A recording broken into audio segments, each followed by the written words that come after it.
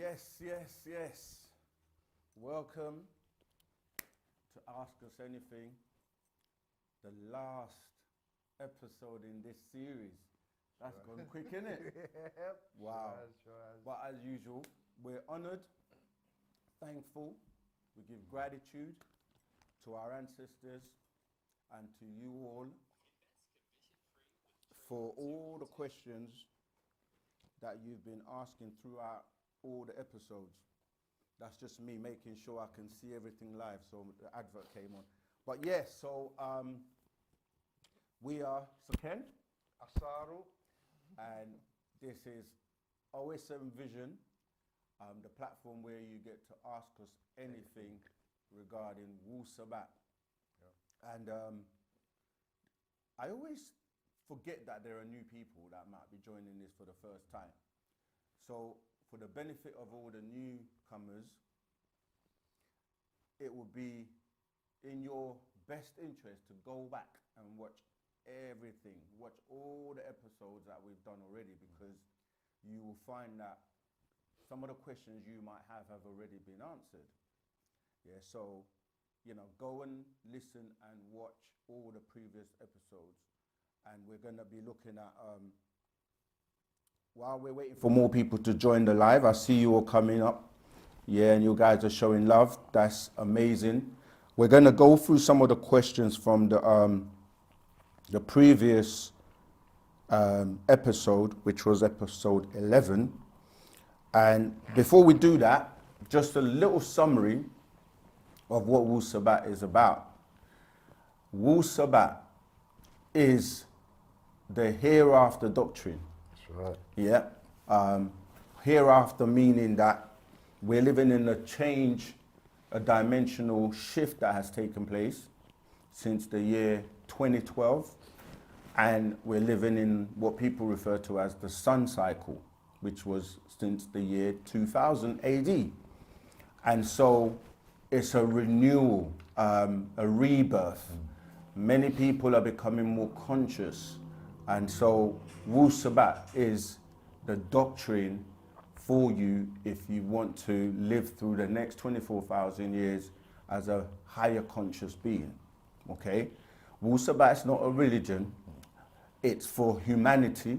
It's for everyone who accepts it, who would like to take advantage of Wu-Sabat to improve themselves and their being, and to grow from being 180 degrees of what people say the unseen or even disagreeable side of you, and the other side, which is 180 degrees of the seen or agreeable side of you. Putting together, you get 360 degrees. That makes you a complete being, because the circle reflects completion or a cycle, yeah? So Wu-Sabat will help you with everything you need to know in the unseen and as well as the seen, the physical, the spiritual, and beyond. Yeah, so Wu-Sabat has been brought to us by the one and only Pa Nabab Yanun, many know as Dr. Malachi ZKU, the K being Kobina, yeah, because his physical body is born in Ghana. And this is the being that has 720 degrees of information. So I've explained that we have 360 degrees, and when you master your being on the physical side, then you've got to master your being on the other side. Adding the two together, you become a 720 degree being. Okay, we've already explained the significance of the number 9, because when you add those numbers up, you get the 9, which is a supreme being. Yeah, so that's just by way of introduction to say Dr. Malachi Z.K. York he's actually a tri-union, or composed of 3 beings in one, 3 tones in one. So you're dealing with Dr. Malachi Z.K. York, you're dealing with Pa Nabab Yanun, and you're dealing with Ningish Zida, right? All 3 of these beings make up the one being. And so he is also what people would term an avatar. as you've seen the movie, an avatar is able to receive information from another world, from other beings, communicate with everyone, both in the spiritual realm as well as the physical realm. And so many beings have relayed messages through him. And some of these messages have been turned into physical books and audio recordings and video recordings that you can see on YouTube, covering the many schools he had to take us through to bring us to the point where we want what he has to give. Because he came on the scene saying, I've come giving you what you want so that you will learn to want what I have to give. Yep. Now, are you prepared and ready for what he has to give?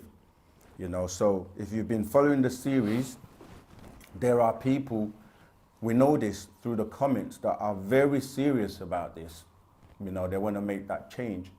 Some people just receive the information, some talk the talk, but do they walk it? And so it's really down to you if you want to take this further. And if so, the first thing you should do, if you haven't already done so, is subscribe.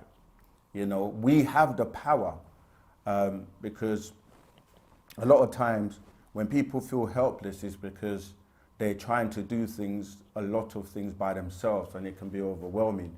So you have this pyramid structure where the people at the top, you know, the 100, 200, 300 richest people in the world control the masses of nearly 7 or 8 billion people on the planet, the governments, etc. So really the people have the power, and we can come together, unite, and make changes. So for example, simple thing. We're on 70,000 subscribers right now. Imagine, yeah, we need less than half of those people to get one person to subscribe, and we would hit 100K probably in an hour. Do you know what I mean? So really, a lot of the times, we have the power. So what I'm saying is, we have a lot of things to share with you when we reach 100K. And so, yeah, each one, reach out to one person. If every one of the 70,000 subscribers we've got reach out to one person, we would have, what, 140,000 subscribers, literally in an hour. So, all right, my brother, do you want to share anything before we get... Yeah, just spread the word, copy and share, man. Yeah, copy, share. Share to the family, friends, spread the doctrine. This is information that's based on actual facts. One can do their own research and then find out for themselves. It's not a belief thing. It's about research. You become the private investigator and find out for yourself. Okay. Right. Let's let me find the last episode so we can answer some of those questions.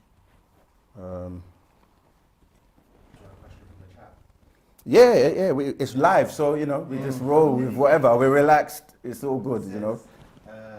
Can you explain the concept of the Ark of the Covenant? You might have to say it out loud so they can't hear me. Okay. So can we explain? This is from the comments. The concept of the Ark of the Covenant. The Ark of the Covenant, yeah. Yeah. Okay. Yeah, I thought it was. For a minute, I thought we were talking about the Noah's Ark because we did. Yeah. Okay. So just making sure. Yeah, the Ark of the Covenant.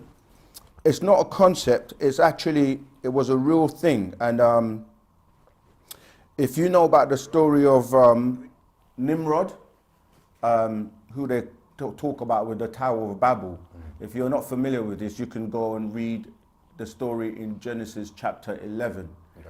And they tell you that he was building a tower to communicate or go straight to the heavens or speak with God. The reason he was doing that is because he didn't want to be subjected or under the rule of Enki. And so he was like, I want a direct connection. Because you know, like today, even when you go to church or to the mosque or to the synagogue or anything like that, the preachers, the imams, the pastors, they're always trying to control the narrative. Like you've got to go through them to go to God when you can have a direct connection. And so what he was doing was like, people think it was about the tower, but it was a communication device, and the Ark of the Covenant was, for lack of a better word, like a Radio receiver. radio receiver. So if you know things about how you build radio, you'll have, aerials, antennas, and then, that will enable you to pick up or send signals. And then you'll have, the device like the radio itself, where you can then hear those frequencies coming through. So that's what it was. And many people were trying to find it. Hitler being one of them. They show you the story in the Raiders of the Lost Ark. Raiders of the Lost Ark, So that's what it was. It's like a radio or a walkie-talkie, to make it kind of simple. Yeah. I hope that's helped you. Right. So some of the questions or comments from episode 11. It says, Dorinda Naji, I don't know if I'm pronouncing that correctly. I'm not going to try and pronounce your names anymore. Hi, please give an example of how to honor ancestors. I will not be able to have an altar. Can I just sit and communicate with them? I live with very strict Christians.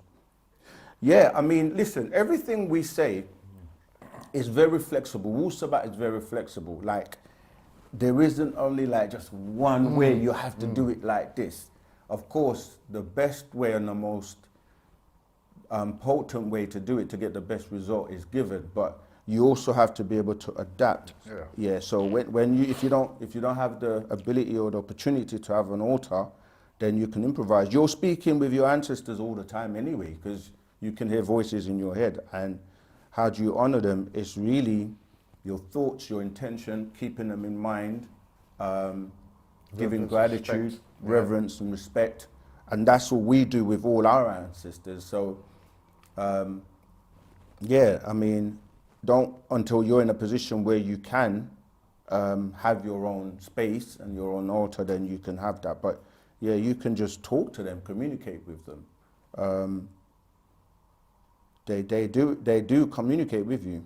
I don't know if you want to. Yeah, just like how they were alive when you communicate. This is the same way you communicate when you're on the other side. Same way. And another thing people forget is you are your ancestors as well. You're a reflection of them. It's like a mirror.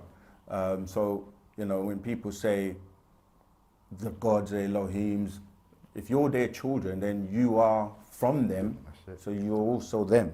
All right, I want to go through these questions quick because we want to definitely want to look at all the live chat. We're going to answer everything as much as we can.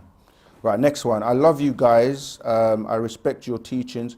I've learned and grown so much. I'm in California and I'm looking for a community in my area. Please help. Peace, happiness and prosperity to you and yours always. The same to you. We always say go on our website, the United Sabaeans Worldwide.com, and look for the nearest location to you. Send us an email or a text so that we will follow it up if you have any difficulty doing that. But yeah, next one. Come on now, brother. He's not the Black Messiah. He's just a modern man with great teachings and knowledge from ancient times. Again, one thing we say with Wu-Sabat, you don't have to accept anything we say, But the thing is, when you do some research and do the knowledge, you have to know what a Messiah is. Many, many people have been called a Messiah. It just means an anointed person. It's just a ritual and a ceremony that took place. Jesus was a Messiah because he was anointed, and he's not the only one, Back in the 80s, 70s, there were many people that were known as the Messiah. Being a Messiah, it's not the view that people give you from a religious perspective, like it's only one person. You can be anointed. We have been anointed, yeah? And it's a ceremony where they took crocodile oil, yeah, and they rubbed it on your forehead and performed certain rituals. It's a ceremony like how you would baptize or, do you know what I mean? Bar mitzvah, you know what I mean? That's all it is. It's not that deep. And you say he's just a modern man. Now, let's follow that for a minute, yeah? With great teachings and knowledge from ancient times. However, the way you judge a person is by the fruit that it bears. Like, compare the works. Like, You can line up all the greatest teachers, people that have come to the planet, and say, what have they done? What have they achieved? You know, how many languages they speak? How many books have they written? How many people's hearts have they touched? How many people have got testimonies to say what he has done for them? And the list can go on and on and on and on. So you have to compare with everyone else and then just see what makes him so great. How comes no one else has translated all the scriptures, not just one, but all the scriptures, plus give you a whole new scripture like the Holy Tablets, plus the Black Book, over 1,000 books covering every aspect of information you can think of, from Freemasonry to Islam, extraterrestrial, Christianity, health, Masonry, name it. He covers it all. So, you know. And giving us a language. That's what I'm saying. So it's no one else has done that. So built communities, built the pyramids, rebuilt them. Said, why when a white man teaches the Messiah we accept it, but it's a problem when a black person teaches the Messiah? Exactly. Right. Like, again, because it's a religious concept. Someone said, I don't know if they can hear you, but they said, yeah, why is it when someone teaches about a white Messiah, people accept it, have pictures of Jesus all over the world, all over the churches, but when you say it's a black man, it's a problem. Why is that? Yeah. Right, let's move on. We're here, man. We're chilling today. We're going to be with you for a long time. Don't worry. All your questions are going to get answered. All right, let's move on. Why can't we, the viewers, be able to read the whole questions text like we used to? Are you now hiding the text deliberately? It's obstruction. No, we're not. We would never do that. Come on. What I notice is that sometimes when people post, they may not finish their question because you're reading it and you get to a point and it just cuts off. Yeah. And we, you know, because when it's more, you can click the little more thing and then it will expand. So no, we're not doing that at all. So just rewrite your question. I want to live forever in this body. Is it possible? That's from 101 FH boy. No, you can't live in this body forever because you have to think things wear and tear. And this body actually deteriorates. This is why from the minute you think you're born, you think you're living, but you're dying. Yeah. You're actually dying to live, which might sound a little bit crazy to people, but if you think about it, from the first minute you're born, you're aging. Yeah. You're aging, and aging is the process of getting to a point where your body is going to break down. Of course, you can keep it healthy if you know what you're doing and live a much longer life. But yeah, you can't live in the same body forever. No, it's not possible. Okay, moving on. Thank you for all you do. Please, can you give more explanation of the all? I want a true understanding of how I should view the all. Okay, great question. The thing is that because we're using English, English is limiting, and so the best word to use to express what in our culture, in our language, we will call pa'ut, is all. Now, when you say the all, you're putting a definite article in front. And when you study the English language, when you put the in front of something, it becomes a definite article. So the all is one, yeah? So the way the master teacher, Parnabab Janun, Dr. Malachi Z. York, has taught it to us is that individually, you are a universe, meaning that uni means one, and it starts with you, because without you, nothing else would exist anyway.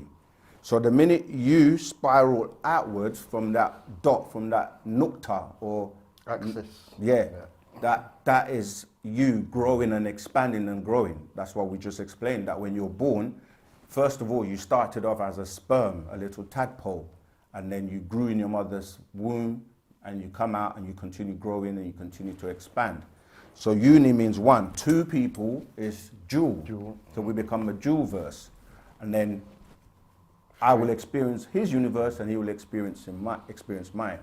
And then tri is 3, 4, quad, and you keep going.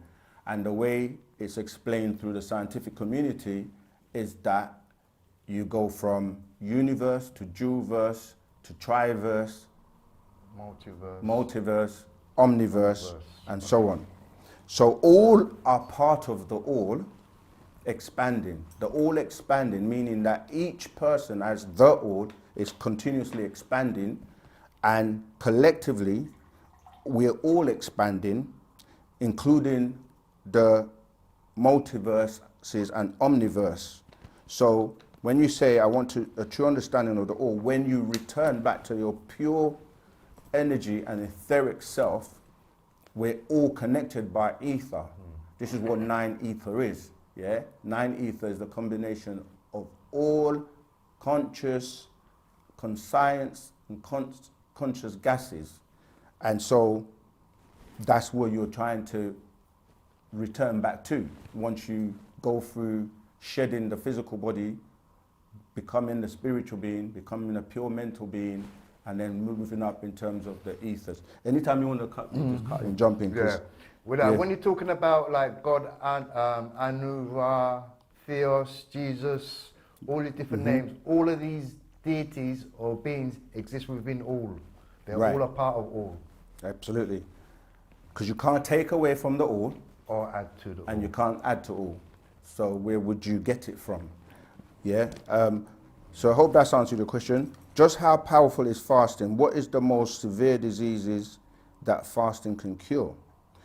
Yeah, fasting is very powerful, but there are different types of fast, and for different people, it will affect them differently.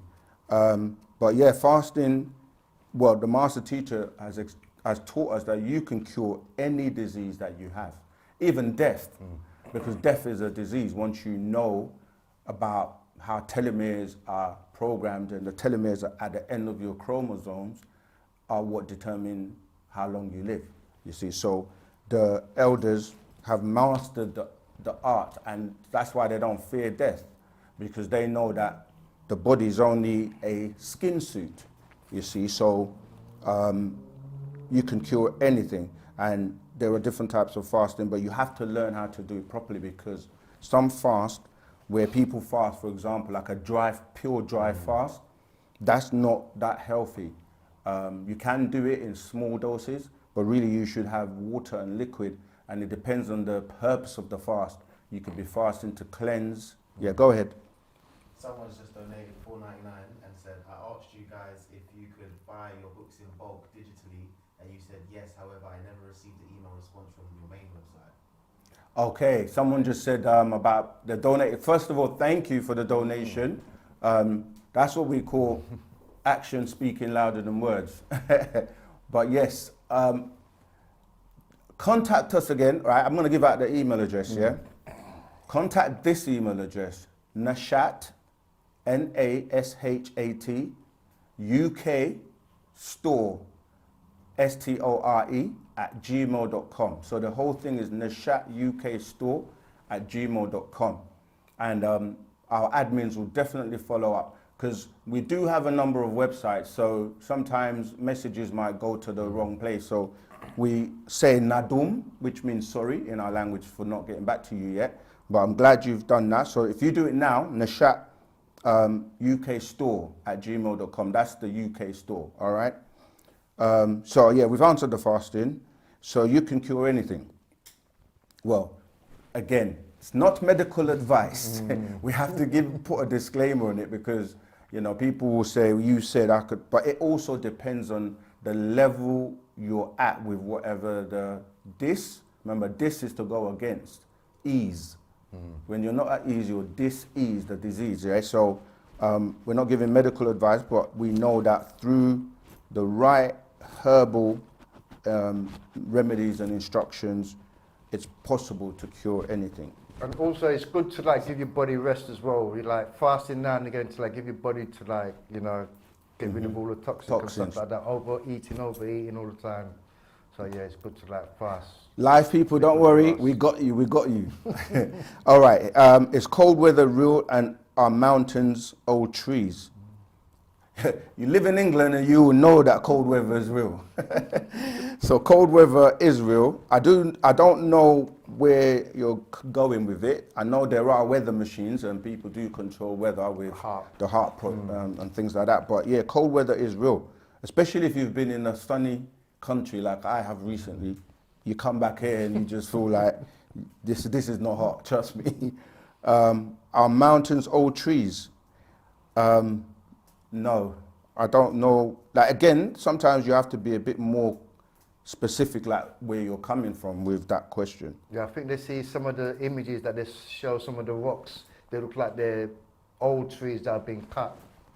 But Yeah, I'm not too but what sure, is interesting that we should talk about in terms of trees that people may not be aware of is like, what's amazing is that when you see a tree, yeah, a tree might be growing in London, but has roots to another tree in Birmingham, and they're connected underground.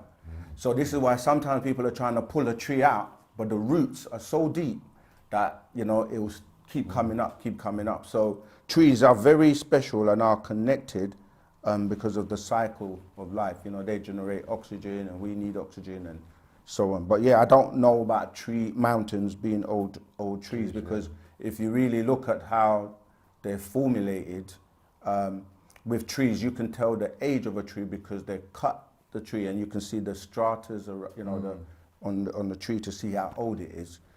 Whereas obviously mountains are made up of different minerals as well. So let's keep moving. When we need help, are the forces, guardians, etc. out there that will help us, or are we on our own? You are not on your own. That's what we said. You are your ancestors. You're connected to them. The difference is that people may not be aware of it or don't turn on the power or give that energy outwards to external forces. tuning in the wrong station. Tuning in the wrong station. Yeah. Yeah, so that's what Wu-Sabat teaches you, how to use 9 ether forces and your ancestors who are your guardians. But you got to tune into the ones that are agreeable, not the disagreeable ones. So you're not on your own. You're never on your own. This is what, you know, they try to teach you to make you feel that you have no help and no power until you start to tune into yourself and manifest things, and you'll be surprised at what power you have. If a person is mixed race, how can they know which culture to study? Also, the ether and the hair versus fur argument. Can you touch on how that relates to mixed race and knowing what culture would be most beneficial for them? Wu-Sabat is the culture for everyone. That's the most beneficial culture. And when you're mixed, you have a combination of both sides. So you can still tap into your 9 ether side, which is the mix, right? So when your hair is mixed, even if you're not mixed, there are different levels of ether here. There's 6 ether, 7 ether, 8 ether, 9 ether. The 9 ether will be the most tightly knotted curl, yeah? You know, like the Sans people, they have 9 ether here. But most of us have a range between, you know, 6, 7, 8, and 9. And the lower it is in terms of if you don't have any 9 ether mix, then it's going to be pure 6 ether. You know, the straight hair, that's what becomes what you term fur. Yeah, so, and all you have to do is take a piece of fur from any other animal. Remember, we are mixed. We're mixed with animal, we're mixed with mammals, we're mixed with the Natharu or our ancestors. So you just have to take a sample from anything else and compare it and see what, so, and if you are mixed, your dominant side is going to be the 9 ether or the Nagaru side, because that's the most potent in terms of the melanin, etc. We need more and more episodes. Please don't stop. We are learning a lot and we now know the truth. So continue giving us the information. Oh, we're never going to stop giving out the information. But as far as the series goes, this is what we want to hear. We want to know if you really want it, then subscribe to the channel, share the channel, you know, do your best to keep us producing the content. But even before the next series comes out, we're still going to drop videos from time to time on different topics and things. So yeah, we're not going to stop the information. And it's all based upon questions and answers as well. So as long as the questions keep coming, we'll keep answering them. Yeah, series 2, we keep it on Wu-Sabat. Yeah, but obviously we have other things we do and other interests, and you know, we can drop videos on different topics separately from the Wu-Sabat series, because we've had a lot of personal experiences in life and, you know, things we can share as well. So, all right, we're not going to stop the information. Were the Sumerians a black-skinned race of people? Where were they from? Yeah, Sumerians are black-skinned people. They show you that in the drawings. If you look at any of the Anunnaki, they are, yeah, that's when you say Sumerians, remember, this is another mistake we tend to make. Like, it's like saying, we're Londoners black people, you know, because the place was called Sumer or Shinar in ancient times, yeah? Flat plains. Yeah, so flat plains is the place, Sumer. So the Sumerians will be people from Sumer, and you had all types of different people in Sumer. But yes, the actual, if you're dealing with the Anunnaki who settled in Shinar or Sumer, those are black-skinned race of people, yes. But before the Anunnaki, you had the Natharu that were in Africa first, and they're black-skinned people too. Everything comes from black, That's right. even light. So, yes, you all are the best. Thank you.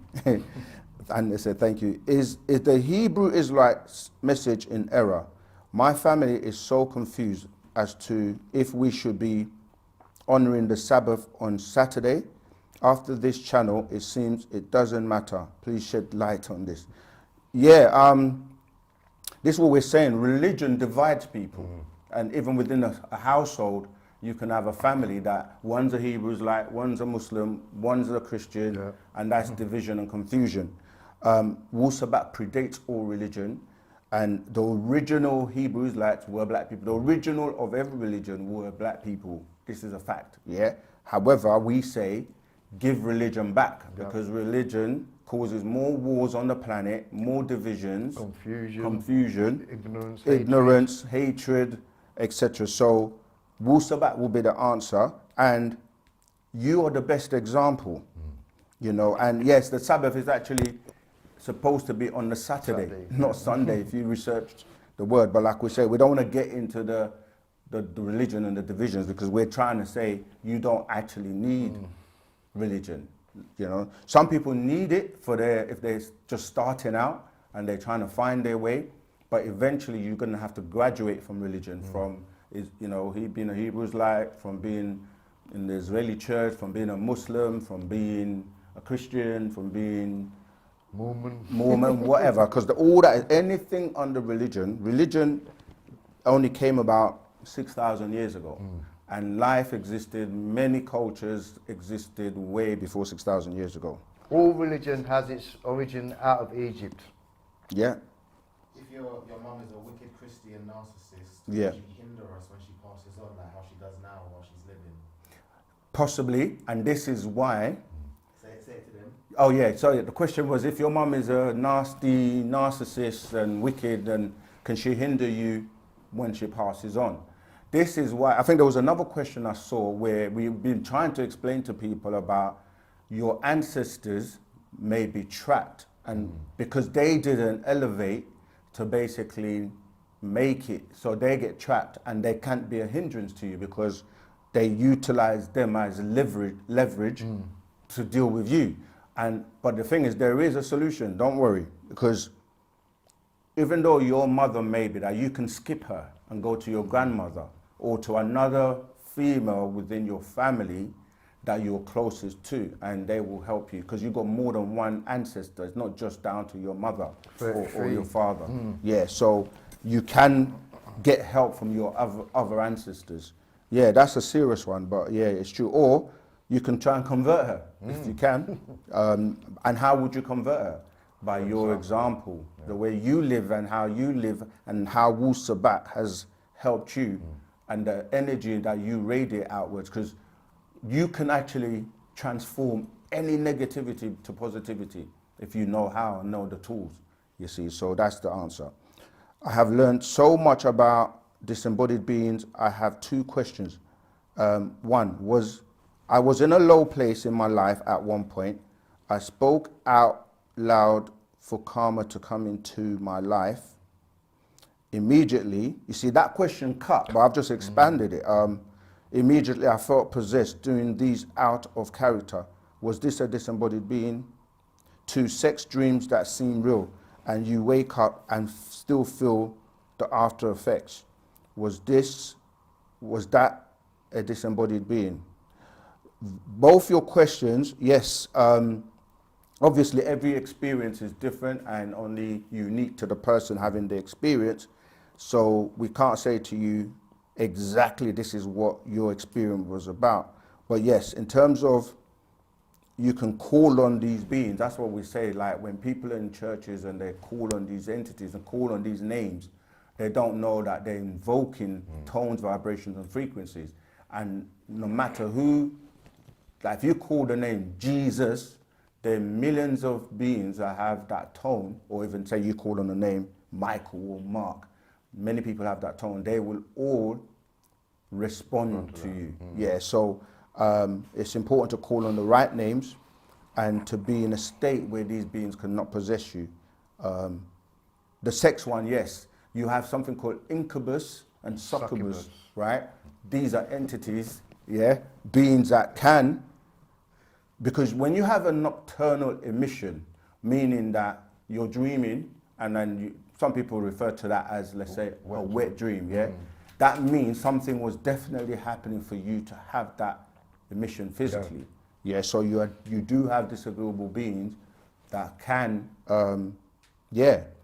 And the master teacher was saying that the incubus and the succubus, when they do interfere with you, they're taking out DNAs. That's right. And they can have children and everything with your fluids. This is why you have to master your physical as well as in your dream state, because you do travel and meet beings and interact in your dream state. Thank you for answering my questions. You're welcome. Keep the knowledge going. You guys' channel is going up, up, up. Thank you, thank you. Okay, let's keep going. Is Wu-Sabat similar to the Rosicrucian way of thinking? If so, can you speak on the Rosicrucian's way of life? I seen a video and the guy was speaking very knowledgeable on the spiritual realm. Okay, if we haven't made this clear enough, things come from Wu-Sabat, not the other way around, okay? When you're dealing with the Rosicrucian, the word is rose cross. You're dealing with that's where it comes from. So you're dealing with different fraternities and orders, and they're dealing with the cross and we go back to the rose. Rosicrucian. Yeah, the war of the roses. But yeah, so many ways of life will teach you some truths, but ultimately they will then mix it with other stuff and can lead you in the wrong direction. You don't want a piece of the truth, you want the whole truth and nothing but the truth, because people can tell a bit of truth to get you hooked, and then this is why, this is why when you go to court, they ask you to swear that you're going to tell the truth. But they don't stop there, do they? They said the whole truth, the whole truth and nothing but the truth. So help you yeah. God. So all this, so help you God. But you have to ask which God you're talking about. But no matter anything to do with religion is not going to supersede Wu-Sabat. Yeah. Yeah. So there's some truth in the Rosicrucians, but ultimately it takes you back into being controlled. Masonic religions and Alpha Masons like that originated with us. The first Mason was us, yes. Nimrod. Nimrod, yeah. Right, that's the first Mason, and then all these other subgroups and fraternities, as we say, come out of ancient Egypt. Hi, master teachers. Thanks for the good works. We're not the master teacher. This is the master teacher behind us. Yeah, we're students of the master teacher, and we know where we draw the line. Okay. What is the question? Please. Oh yeah. Thanks for the good works. Please. You normally says we have disagreeable and agreeable beings. So can you give us guidelines how to avoid these disagreeable beings? My second is, who was the Prophet Muhammad in historical records, not in Islamic belief? Okay, yeah, the disagreeable and agreeable are part of you as your ancestors both physical and non-physical, and then it extends outwards to your friends, your family, and the people you associate with, who can also be agreeable or disagreeable. So how your guidelines is just try and radiate that love, that give that aura, that positivity. All right. In terms of the Prophet Muhammad, yeah, in historical terms, he's actually the master teacher's family, because you have to go back and look at, okay, you have the master teacher, when he was teaching us Islam, he was known as Isa al-Hadi al-Mahdi, right? So the Mahdi would be the relation to the Prophet Muhammad, and obviously his father is al-Hadi. So that the way you keep the names in terms of the bloodline, where in religion anyway, is through the male, but in Wu-Sabat is really through the female.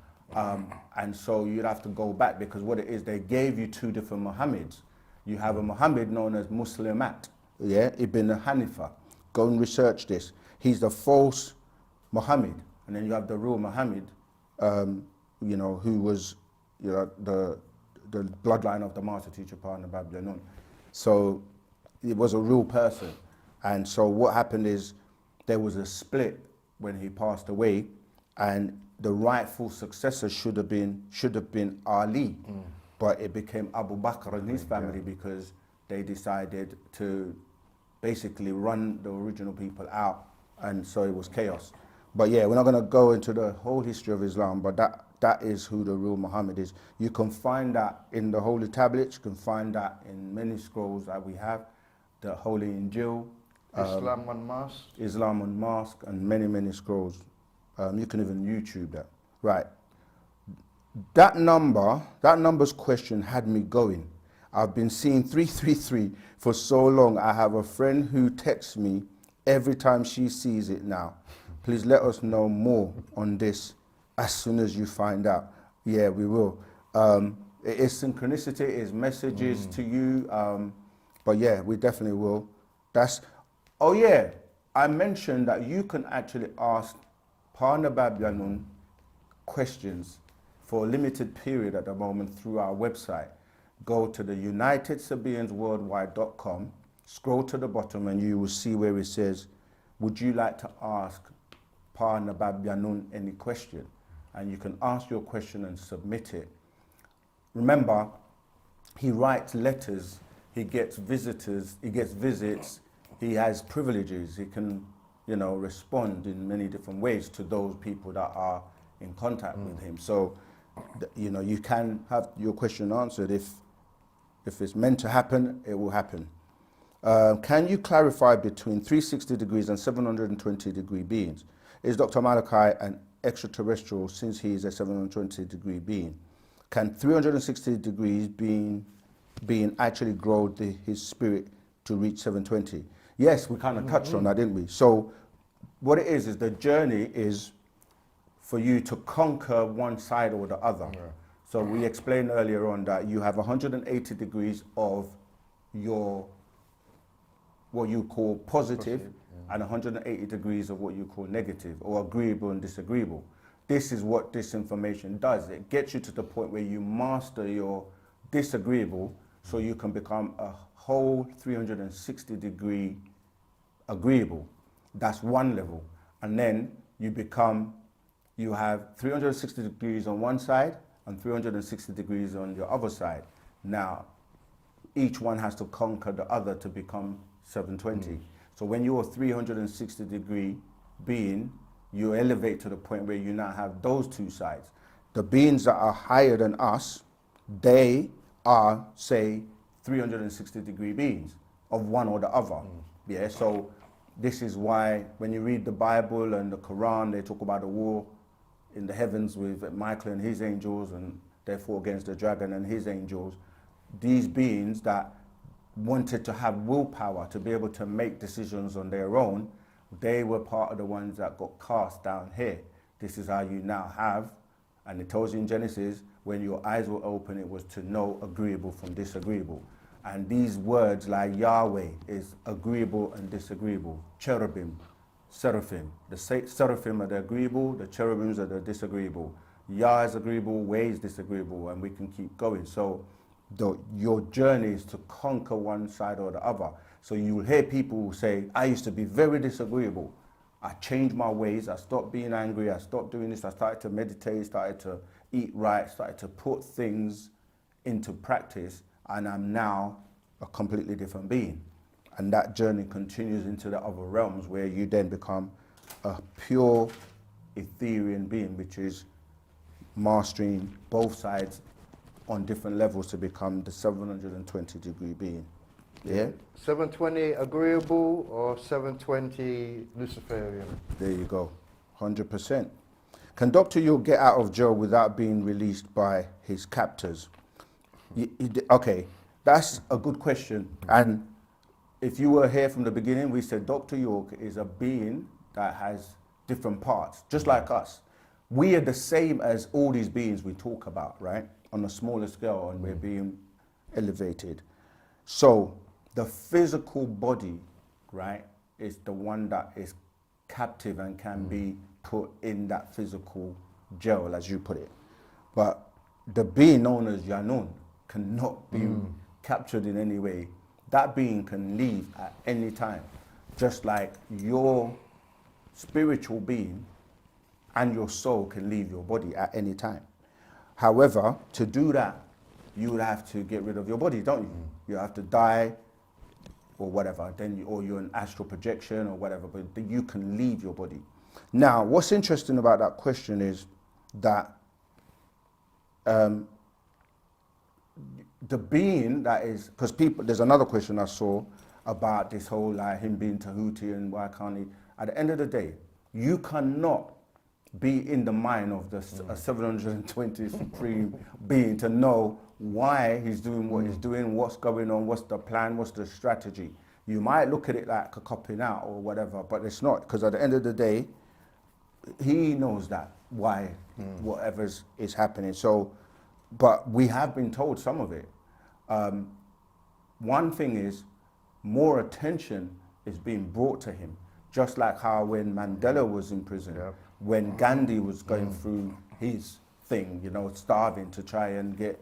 So there is a purpose to everything, and the more attention the world, being incarcerated brings a lot of attention to him of who and what he is. And it's a test for us. Yeah, I was about to say that. Yeah, it's not about him. Yeah, it's about us. It's about us. And he said, let's see if you guys can really unite and have a shuk, which is divine love in our language, enough to be able to come together away from religion, which divides us, come together and do something that shows the level of ashuk that we need to have as beings that will be elevated and pass the test. So yes, it's down to us. If we want to show that we've elevated, we have to do what we need to do. I mean, it's for us. How many of us really appreciate the works that this man has done for us? And if we do appreciate, we've got to show by doing the works. He's done a lot for us, so we've got to return the favor, like, yeah, fight for him, like. Yeah, but sorry, go on, finish. Yeah. The easiest answer to that, can Dr. Yule get out of jail without being released by his captors? Yes, because what do you do? When you're incarcerated or in prison unlawfully, what do? You fight the case and you win, and then you get released. So it's you winning, not them releasing you, because if you don't beat the case and you don't win, then you won't be released. So you are releasing yourself by the fight and winning, and then getting exonerated. So yes, he can be released, and that's what we're doing to make sure that happens. Rahubat fam, I really appreciate everyone for their works they put in. Tawul hat, yeah, I don't know if it was a Zamal or Zamal Tat, but Tawul hat. What is the best way to get in touch with Wu-Sabat community? Again, it depends where you're at. The best way is leave a message in the comments, email us, go on our websites, make the link, make contact. Phone numbers are on, register. We've got forms on the websites, nashat.co.uk.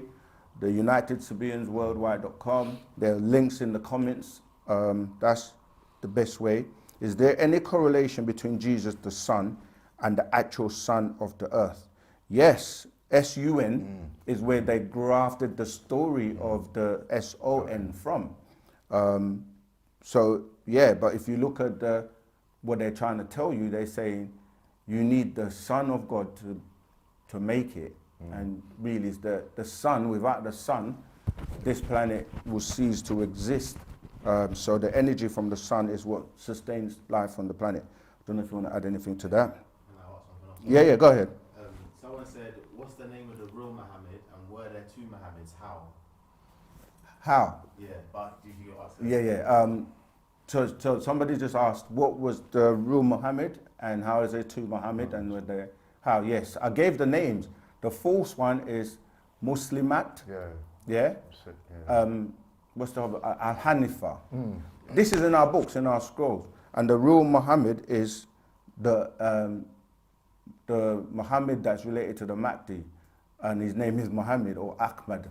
Ahmad, can't remember the full title. Yeah. But yeah, we've got that in our scrolls. So yes, there's a real, like with any, even like Jesus, we've spoken about there are three characters that people are calling Jesus rolled into one.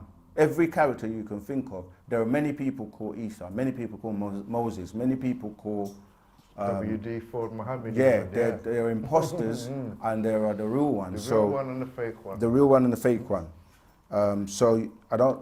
I would say I'd say 9 more minutes on the old one. Okay, and then we'll move to the live. Yeah. All right, cool. Yeah, I just don't want the people previously to think that their questions are not. Yeah. Peace with you, brothers. I'm watching from South Africa. I just realized there's a Nuwapian named Dr. Credo Mutwa in South Africa. And yeah, he says that most black people are Nuwapians. That's actually true. Yeah. You see what it is, a lot of people, even we're using the word black, it's just titles that you've been given. But the real term, if you know who and what you are, is a Nuwapian. So yeah, even names like Africa, Nuwapian, Hebrew Israelite, all of these names are titles of a lot of the times actions or places that we are at. But yeah, everyone on the planet really comes from a Nuwapian, but they may not know it yet or don't know that term and don't know what it means, because when you go back to it, it deals with, you know, the blood in terms of Nub, and that deals with the gold or the mafkozet in your blood. So, yeah. The originators of the planet. Okay. How can I find those books that you've been referring to online? That's question one. Second, 3 best books that I should get that will give me a basic knowledge and understanding of when, whom, where, and what came to pass and shall come in the future. All the books that the Master Teacher has published, they tell us things have come in that are to come, and over the years we've seen it manifest. So we've got a book which is a kind of an introduction, a synopsis, a quick summary that, and that's another thing. When we say fast track, people say, oh, you can't fast track spiritual and consciousness. You can, because you can waste 30 years on religion, for example. And what we say by fast track, it's like what the Master says when he says, I'm going to take you on a long journey on a short path. Yeah. Because the time it will take you to master all of these religions and master all of these books, and yet you will still not get the fullness. So he's like, I've done it all for you. So I'm just going to take all the nuggets, all the best things and the things you really need to know, and give it to you. And that's what we say. And so that fast track, your spiritual and conscious journey book, is us using our wisdom, right knowledge from what we've experienced in the time we've been exposed to Wu-Sabat, and giving it to you so you can save time and energy, and then pointing you with the right direction, with the right books, with the way to take it even faster through Parna Babyanun. Yeah, so that's the book I would recommend. And then from that, it gives you the list of other books as well, yeah? Let me know when the 9 minutes are up. You guys can't see our moderator here, but he's giving us your questions that are in the live chat. And just to show you, look, we've got the live chat here as well, so we're on the ball, yeah? We're seeing all your questions. So yeah, let me know when the 9 minutes are up for this so we can move on to the live. I say 5 minutes more. Okay. What's this? All right, the glyphs were all over. Yeah, sorry, I didn't finish that last part of the question where he says, what is to come in the future? Yeah, so, you know, we've told you many things that are coming. And the thing is about the future is you can change it. You can actually travel to the future and back, and travel to the past and back to now. Because there's now in the past, now, and then a now in the future. But he's already explained to us, there's a reading called Atomic that he has put out that explains to you that when you travel to the future, you can actually lose time or a year in the present. So you can't be doing that if you don't know what you're really doing, because it's expensive because you'll be losing time here. But that's for another time. So, and he's told us about things that are going to happen in the future. There's another good book as well, Actual Facts, God of Light and Fire. Yeah. That one talks about the future events that's going to take place. Yep. And if you've been following these episodes, you know we've told you certain things that are coming. Look out, the last trumpet has been blown. That's a clue. All right, let's keep it moving. The glyphs were all over everything in ancient Kemet. What were they for? Were they affirmational? Should we put writings all over the inside and outside of our establishments again? Just go YouTube it now. Google our Bushwick Avenue store where our temple in New York is. You see glyphs all over the outside and the inside because they carry power. Symbols carry power and energy and vibration and frequency, like the Ankh, like the Ankh-Tuis, you know. So yes, if you're able to, because you might have rules and regulations with, if you don't own the property and where you are, you know, you might need planning permission and things like that. But as long as you have Don't be authority. ashamed to Express. express yourself. Yeah. Yeah, it's about showing the world who and what you are. Yeah, but put the right symbols because you might put the wrong ones and attract the wrong type of energy as well and beings. If you're teaching, I don't understand if this is a question because it just says, if your teaching is a knowledge, is so powerful, you will answer. I don't know. Or maybe someone's trying to be smart. I'm sending the question to you telepathically, and if your teaching is knowledge, is so powerful, you will answer. We can only answer the questions you put to us, but no matter what the question is, this is the answer for you, yeah? And you can tell us in the next episode if we got it right. Wu-Sabat is the answer to your question. All right, let's move forward. When I read Genesis in Hebrew language, I think this might be the last one. When I read Genesis in Hebrew language, it keeps switching from Yahweh to Jehovah. Are the scriptures speaking of one being, two different beings, or many? Okay, we kind of covered this briefly before. So when you're saying Yahweh, that's two words put together, Yah and Way. And Yah agreeable and Way disagreeable. That's right, because when you look at the host of beings that they're talking about throughout the Bible and the scriptures and the Quran, they're always agreeable and disagreeable, or what people say good and bad ones, yeah? So you're putting them together, you get Yahweh. So a Yah that you can have, or Yahwehians, you can have a Yahweh, or as you say here, a Jehovah, because really that Jehovah became a mistranslation to Jehovah, but it's really Yahuwah. And when you break down Yahuwah, you're getting Yah is O, he who is, because they were saying, do not use the Lord's name in vain. So they tried not to use his name. So when, you know, was it Moses who was asked, or was it Abraham, who sent me? It was like, I am who I am. And that became what they called a tetragram, which is like not using his name. And the name is, when you say name, you're saying Hashem.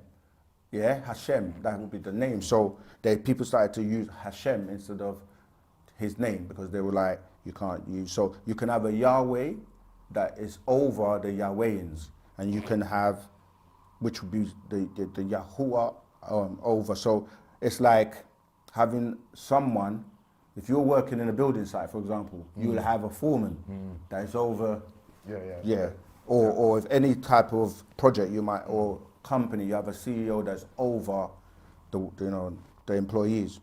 So the scriptures are speaking of different beings, more than one.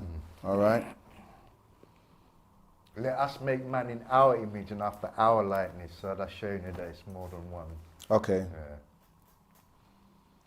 Okay, last one. I did my DNA and it took me back to Africa, Nigeria and Cameroon, the Bantu. I feel a deep connection to Wu-Sabat. Okay, wawe, as we say, okay, in our language. So yeah, unfortunately, because of time, that's exactly 8 o'clock as well. That was well timed. So now we can move on to the live. And wow, you guys have been busy. We're going to scroll right back to the top. It's good. We love you guys and keep the questions coming. Wow, it's a lot. All right, here we go. Shalom, beloved family. Shalom. Shalom. Shalom. Salam. Shalom. Salum.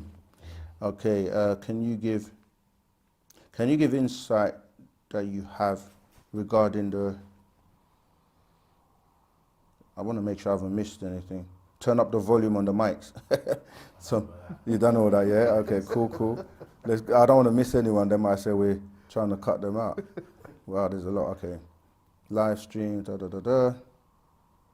Yeah, the live streams are free, and I'm sure all of you that are on here, all 263 of you at the moment, reach out to more people. Yeah. Get it. Let's get more people on. But the live streams are free, so the membership thing is when you want to be.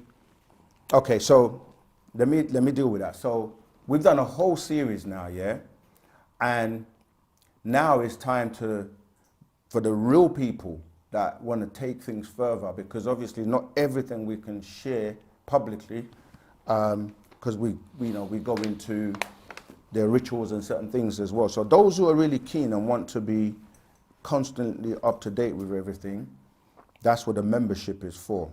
You get everything first. You get it before anyone else. So yeah, that's why when you're logging on, when the stream's not started, it will ask you to maybe join. But once it's up and live, it's free. Okay. Are you two guys the two witnesses in the Bible? Someone's asked the question, are we two guys the witnesses in the Bible? Which two witnesses? Which Bible? There's so many. No, we're not. Yeah, we predate the Bible. So that's actually a good question, because you get people that call themselves Jehovah's Witnesses. Okay. Right? And yeah. to be a witness, yeah, it's like when somebody's guilty of something and they go to court, well, not even before they're guilty, they go to court, and to prove whether you're innocent or guilty, you're going to bring witnesses that are going to be like on your side to vouch for you, innit? Yeah. I witnessed it, it was there, I didn't, he didn't do it, whatever. So you call yourself a Jehovah's Witness. It means you're a witness to try and like free God from whatever judgment. I know Jehovah's Witnesses might not like this and they might come back, but I'm just saying you can't be a witness to God, because it's like if you don't testify on his behalf, then what? But anyway, let's keep it moving. All right, let's say, greetings to all, fam. Can I ask one? Yeah. Do you use crystals? Yes, we use crystals. You are a crystal being. You have crystals in your body and all over, and it's knowing how to, even the pineal gland, or the pineal gland as some people call it, contains crystals. Crystals can be tiny, tiny, tiny, as well as very large. So yes, we do use crystals for many things, many different crystals. But this is another thing, because we come from a very practical point of view. You see people that will wear all sorts of crystals like around their body. Yes, they're useful, but at the same time, those crystals are contained within you anyway. So some people do go to the extremes. Never seen a master teacher walking around with a whole heap of crystals around him. So, but just be, moderate in what you do and how you use it. Okay, been waiting all week for this. Yeah, we've been waiting too. I would say, Yeah. just scroll to the bottom. Yeah. And just reply reply to them ones just to keep them. From the bottom. Yeah. So go from the bottom up. Yeah. All right, yeah. But the people at the top are gonna be like, boy, I was here first, and I'm screwing. Oh, all right, let's go from the bottom. To answer it again, if they're still in. Okay, they're cool. Some of them might not be here, innit? Why do we have different races? That's the bottom one. See, I mean, as soon as I'm answering, one comes again. So why do we have different races? We have different races because, like everything, you have a root, and then if that gets tampered with, you create hybrids, offsprings, and so on. Because originally there was only one root race. Nagaro race. Yeah, and then that's what happened, and the different extraterrestrials came here. Like we were explaining, the Anunnaki came here, took those beings that were evolving, and then created hybrids, which you call your Adamites. From 6,000 years ago. Now this is confusing now because there's so many more questions coming from the bottom. Someone said, no, we're still here, go to the top. Yeah, man. I'm gonna just do it from the top because it's not fair. But let's see if we can. I'll just answer the total. Oh, tell them to put their questions again if they're not answered. Okay. Yeah, if your question is not answered, just put it again and we'll come through it. Question: I've seen some YouTubers saying they have visited hell and been brought back. Do you think this is real or is just a bad dream? Hell is a state of mind, and you can visit lower abodes that you will feel like hell because you have disembodied beings, you have ghouls, you've got demons, you've got all kinds of entities that reside on lower levels, and you can be tortured and experience what people are calling hell. Yeah. But it is also a state of mind. Feel free, because I'm reading, that's why I'm answering, No, but just jump in. I'm going to run through them quick, because, Hello, can you explain to me what is the concept of the Ark of the Covenant? We covered that already. Hi. The day I came up to your video for the first time, my life changed forever. Amazing. That's what we want to hear. Thanks to And the the master master teacher, That's it. yeah, wants to hear that too. He wants to know. He wants us to ask him really hard questions. He's like, because some of the questions, he's like, man, is that all they're asking? I want them to ask, let me see what level we're at. So ask some hard questions, yeah? I put on my headphones, I can hear you clear now. Was the Ark of the Covenant a weapon of mass destruction? Where is it now? Yeah, some of these things,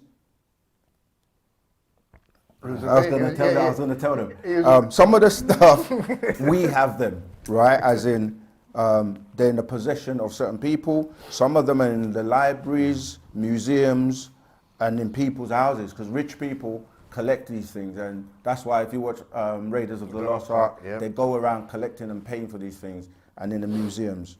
But yeah, you were saying something while I read the next one, if you had anything. Where is it now? Yeah. Where is it now? I can tell you, but then I might have to. We can't tell you a secret. Question: Hatap Likum. Hatap, do Nuwapians use astrology? If so, what type? No, Nuwapians use solar biology. Okay, there's a big difference because we are where they get astrology from the Dendera in ancient Egypt, and changed it to astronomy and all of that. I'm just trying to catch up. Hatap means bliss, likum means to you all. So Hatap likum, bliss to you all. Well, some people say they think it's Hotep means, or Hatap means peace. By saying peace, likum. Do not, I've answered that. Peace, student teachers. Peace, Alexander Divine. Great to have you on board. In the Quran, 1890 to 94, where are the real life locations they're talking about when they mention the people with no protection against the sun and the people who scarcely understood a word? Basically, people that can't live under the sun, what they're talking about. People that may be suffering from leprosy, melanin recessive. But without picking up it and going through it, we can only give you, where are they now? They're all over the world. And it's really, they talk about people who don't accept and believe in the Quran. But as we say, these religious books have expired. So you have to move on to Wu-Sabat now. I know for some people, it's a hard thing to adjust and do, but you cannot be attached to anything that will keep you back or hold you back. So read the books, read the Bible, read the Quran, read these books as if they're books of reference for you to research and check things out, but don't become stuck and live in them, all right?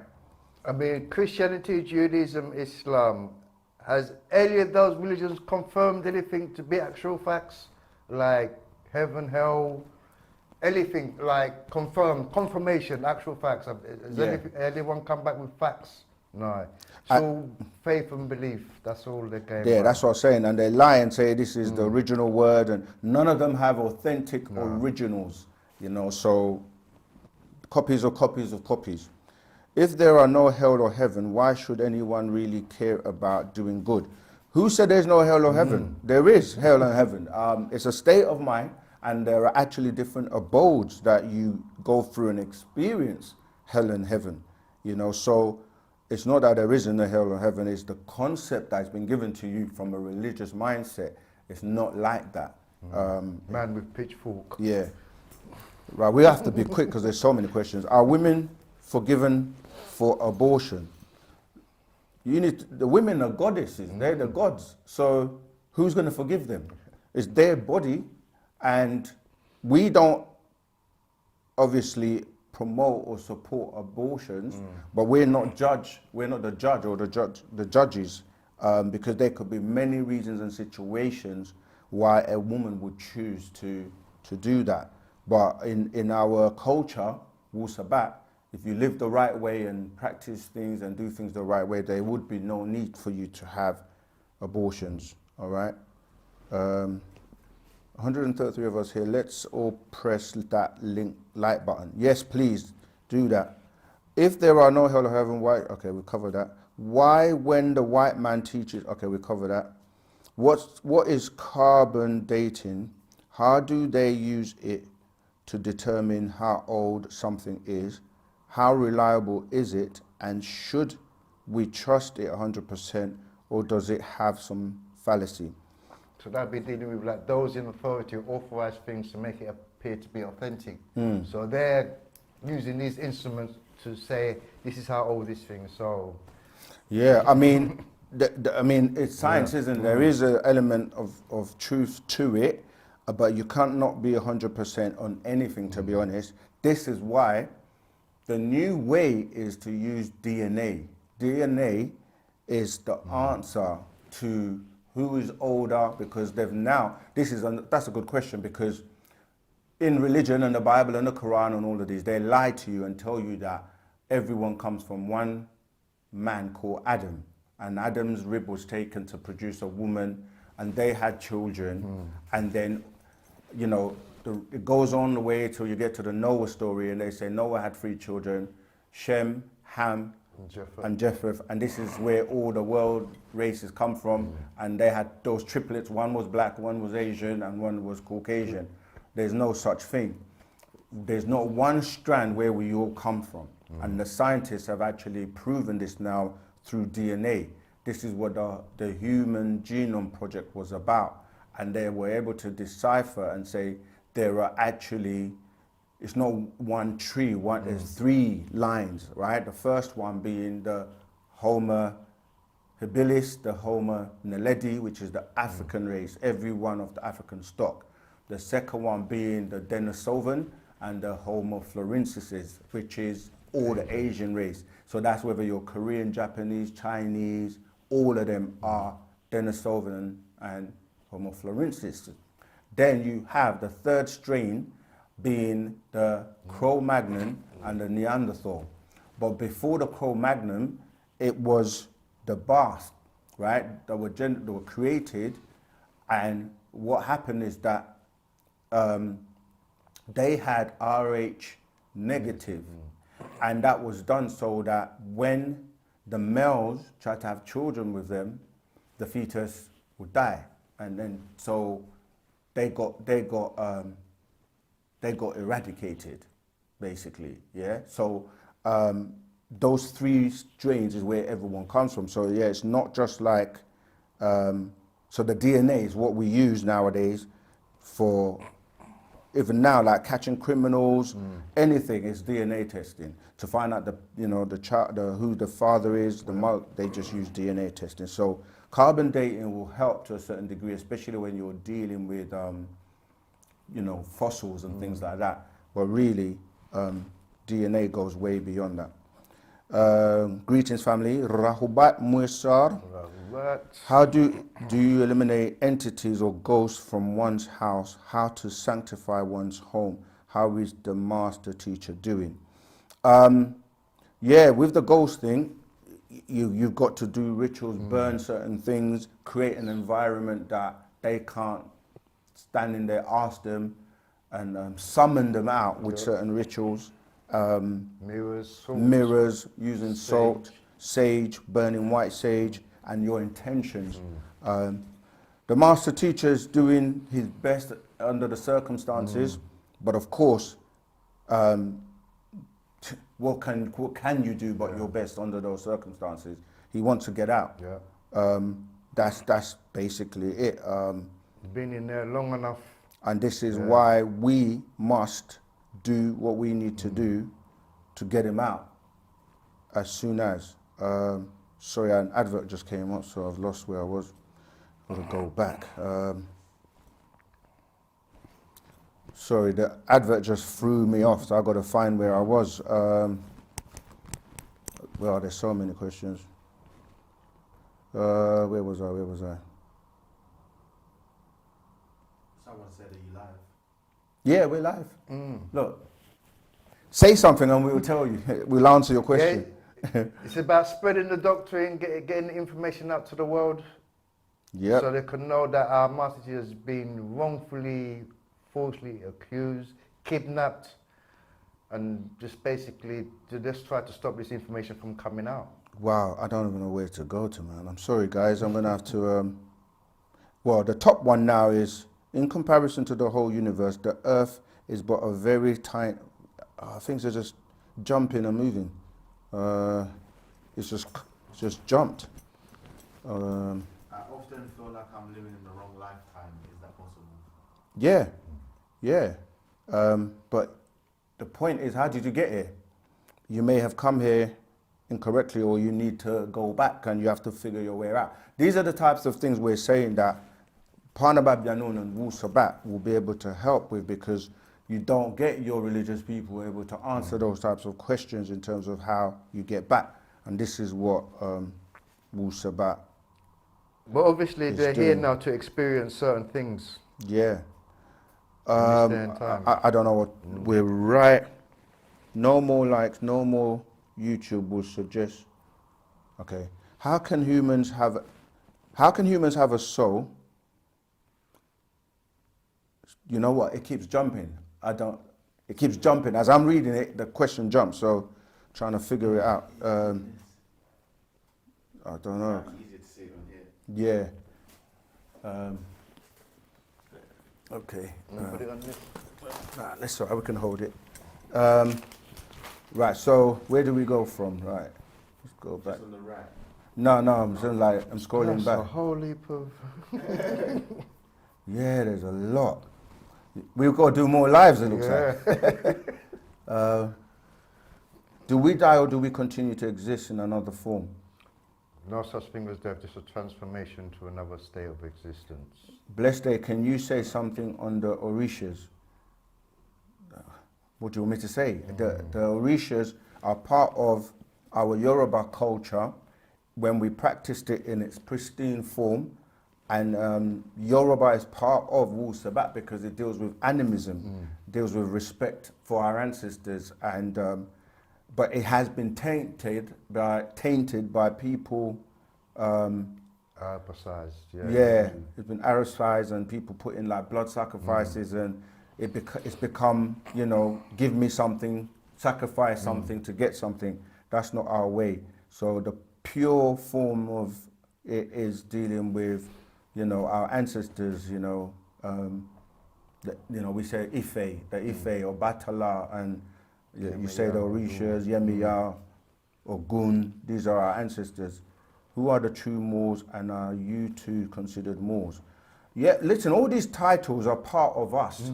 We were Moors at one stage, but there are different types of Moors, you know, like they're from Morenos, which deals with, you had the Moors that actually sold out the Africans, and then you had the original Moors, so the blacker Moors. But really, to make it simple, this is why we're known as Sabaeans or Musbatu or Wu-Sabat, or of Musbatu of Wu-Sabat, because with all these divisions, Moors, Christian, Muslims, Jews, Hebrew Israelite, that's just divisions. We come under one umbrella as Nuwapians. Are there any celebrities that follow you? Of course, we are celebrities. We've got millions of celebrities. Go and do YouTube searches. You have many people. You know, even Jay-Z was once a part of the community to a certain degree. You've got Erykah Badu, Steve Wonder, Jimmy Cliff, a lot of the rappers. Listen to their music. They talk about Dr. York and the community. There's many people. Wesley Snipes, you know, going on and on. Okay. What are your opinions on Master Fard Muhammad? Where is he from and his history? Also, how authentic is he? Again, we've covered this subject many times. Master teacher wrote, was it postgraduate? And then Zigzag Zig that goes into, there was actually, I think 3 actually. If you go back to who their teachings come from, you know, it goes back to W. Fard Muhammad, who the Honorable Elijah Muhammad followed, and then the Nation of Islam were built from that. And they told you, they were teaching you about we're Asiatic black men, and make us own the planet Earth. And that's not us. We are the original Nagaru, Negroids. And again, we're saying everyone come home because that's religion. You know, we are way older than religion. So there is an imposter who the nation tell you is half black, half white, and if you're original, you're going to be pure, you know, full black, if you want to use that term. I'd like to know, how does one break karmic energies that are being passed down from generations, just running in circles over and over again, no matter how much vibration is raised?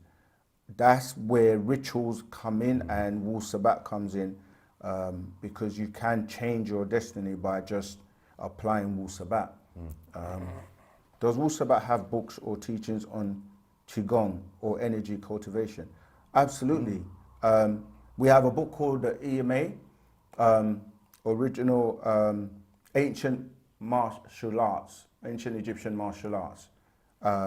That's where most of what you're calling martial arts come from, whether it's Qigong, Tai Chi, Kung Fu, that all comes from Wu-Sabat. So yeah, we definitely, but these are practices that we study and practice anyway. And when you're saying energy cultivation, that's the 9 ether. Yeah, that's the most potent energy you can cultivate. Does Wu have survived? Okay, we talked about that. Sean Coleman, hello sir, what is your opinion on crop circles? They happen every year in Wiltshire, England, near Stonehenge, England. Please answer, please. Thanks again.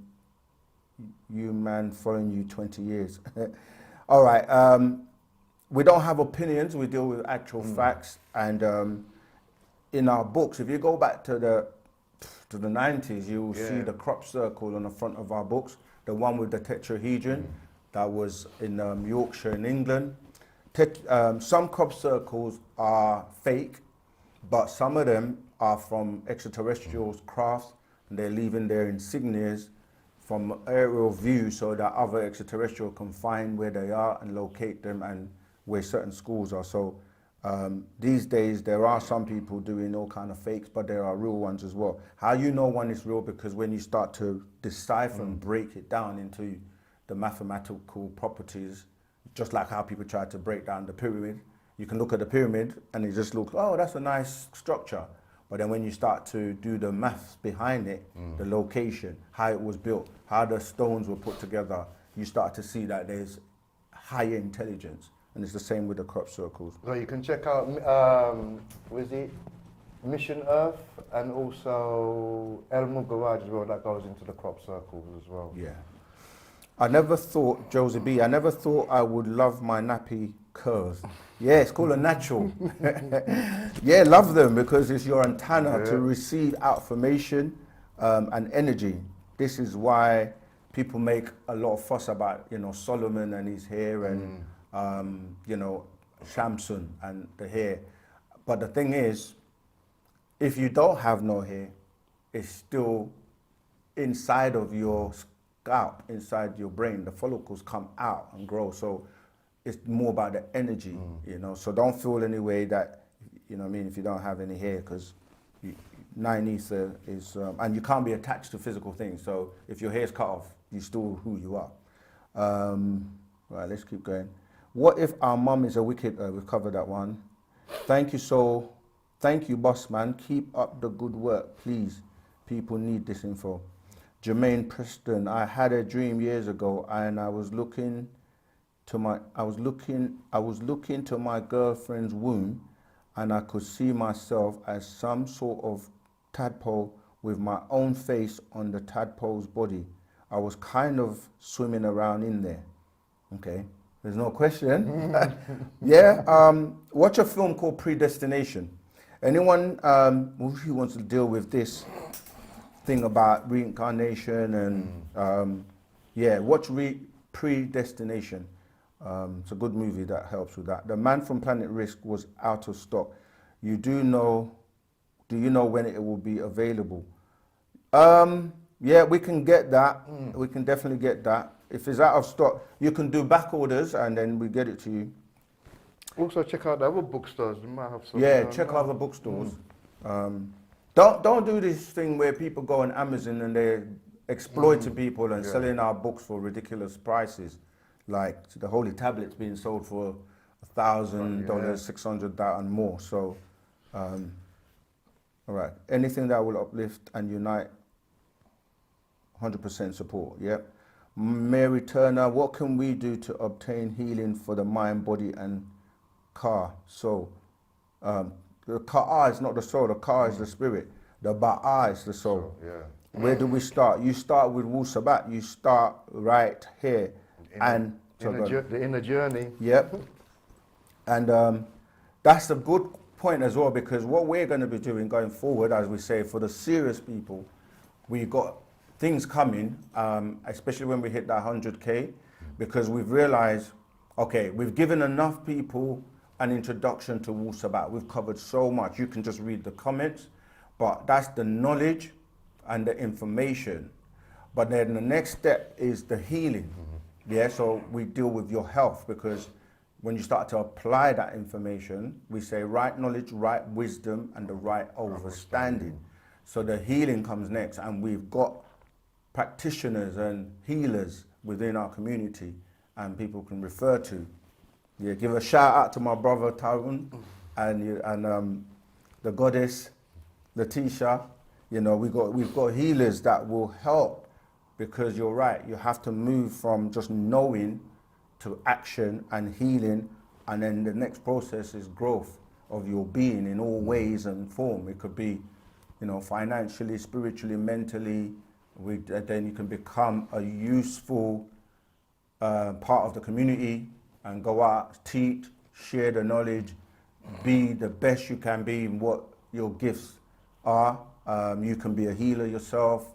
You know, you can become a philanthropist, you can do humanitarian work.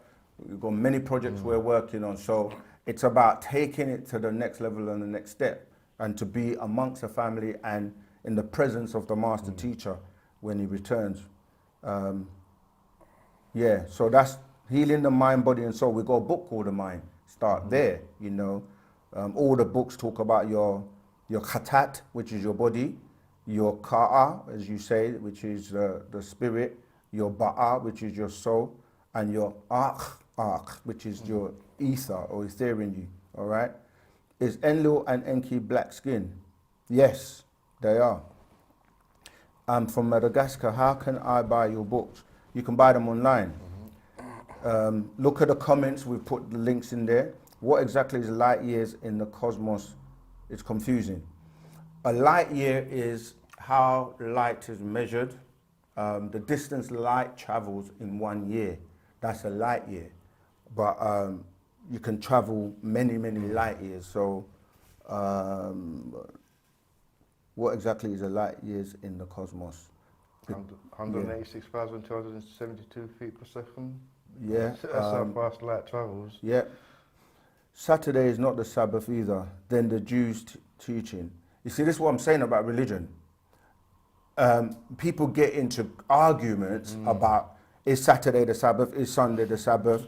The reality, all those names, Monday, Tuesday, Wednesday, Thursday, Friday, Saturday, are Greek words and Romans. You know, this is how they get you to call on their gods. So you're giving the energy to them. That's why we say, instead of getting into the books and then arguing about the books and arguing about that, you have to leave it alone, because if you really get into the facts of it, you're giving your energies to these deities that run these religions, who are not for us, because we have our culture, our way of life, which is Wu-Sabat. But we told people, if you want to practice religion and stay in religion, that's down to you. That's how far you want to limit yourself, that's down to you. But you have to transcend religion, because religion was created, it's man-made. Yeah. And someone's asked here, what is the oldest religion? Goes back to, like, oh gosh, Hinduism. we've lost the thing's gone, the chat. Hinduism, but Hinduism goes back outside of the planet. So when we're talking about the beings that came to the planet Earth, when you're dealing with Hinduism and those beings, you start to talk about people like Krishna, who is a reincarnation of Vishnu. You talk about Shiva and you talk about these beings, but if you read the holy tablets, the master teacher explains that these beings come from Nirvana, and they came here and they settled down in Bali, in India, and different places. So you had the first people here were the Nagtaru settling in Africa, and then we evolving from them. Then you had other extraterrestrials that came way after. The Hindus were the first, and they started to worship us as the Nagaru. This is how religion came about, because we didn't worship anybody or anything. And so then you had other beings that came afterwards, like the Anunnaki, the Pleiadians. There's different beings that then started to come here. And Earth has had many evolutions, known by many names. Parts of it has been destroyed. And so you had times where beings used to come here on holiday or vacation. You had beings that came here to hunt, shaggy beings, and so many different beings that came from minerals, from minerals, for all kinds of stuff. So we just want to keep it away from religion, because religion is a division. Okay, so where do I go back to the top, or? You just There's so many questions. We might have to do a part 2, but this is the last episode. You guys had all the opportunity to ask these questions before now. No offense, but can you stop? They will get to your message. Okay. No offense, student teachers. Who cares about all these informations? People want to make money now, including me. Is there any way around this? Yeah, I hear you, but the thing is, what profits a man to gain the whole world but to lose their soul? Yeah. We do understand. That's why I said to you that you get your mind right. Yeah. Information is helping you. Information can make you a millionaire. That's what I'm saying. So you need the knowledge to get the money. Yeah. So knowledge comes first. All money. the richest people in the world utilize the knowledge and information because they're ahead of you. But ultimately, yes, we do have things that I explained. We have projects and things, people that are real serious, because it is about building. Link us up and we're going to heal. And then, money is not a problem if we come together and work together under the right guidance. Right now, this is how easy it is for us to make money. We got 70,000 subscribers on this platform right now. If we all just put £1 together right now, we can raise what, £70,000 just like that. If I'm doing my maths right, do you know what I mean? It's like it's easy. It's easy. You got 8 billion people on the planet. You know, so yeah, let's. But I do hear you. So people do want to make money because this system has been designed to give you the illusion that it's the money, but it's not the money. It's the assets that have value that generate what you're calling money. So the minerals, the gold, the platinum, the silver, all of these things is what they use to generate money. The bookstores eventually will become priceless. Like people are already gravitating towards the information. So if you want to make money, open up a bookstore, start selling the books. Listen, Kelly, Kelvin, if you're serious, contact us. Let's see, what do you have, what skills, and let's see how we can help you. What are blue beans and why would they visit? That's so random. I mean, Blue beans. Yeah, there's certain beans. Okay, like if you look on the walls of Egypt, you see Osiris is green, certain beans are blue, and it's because of where they are, the environment. You know, because if you're, say, from a planet that, let's say, didn't have oxygen magnesium. Yeah, that's because we were green before. Yeah, because it's the loss of the magnesium. What the plants call chlorophyll. You know, this is, we're the same. Like we've started to rust, and this is why we're brown now. But we were originally green, and nature is green. Yeah, the iron replaced the magnesium. Yeah, the iron replaced the magnesium, so we now rusting, if you want to use that term. But it's the environment as well. It's what. All right, people are you know, let's keep it loving, and you know, I know some people can be a bit of a nuisance. If you're a troll and you're causing trouble, you just get kicked out because we ain't got time for that. No business even typing that. Okay, can you guys? Oh yeah, someone's saying about block this guy that he won't stop. Why is it that the moderators will take care of that? Yeah. Why is it that the fight between the good extraterrestrials and the bad ones is not more obvious than it is at the moment?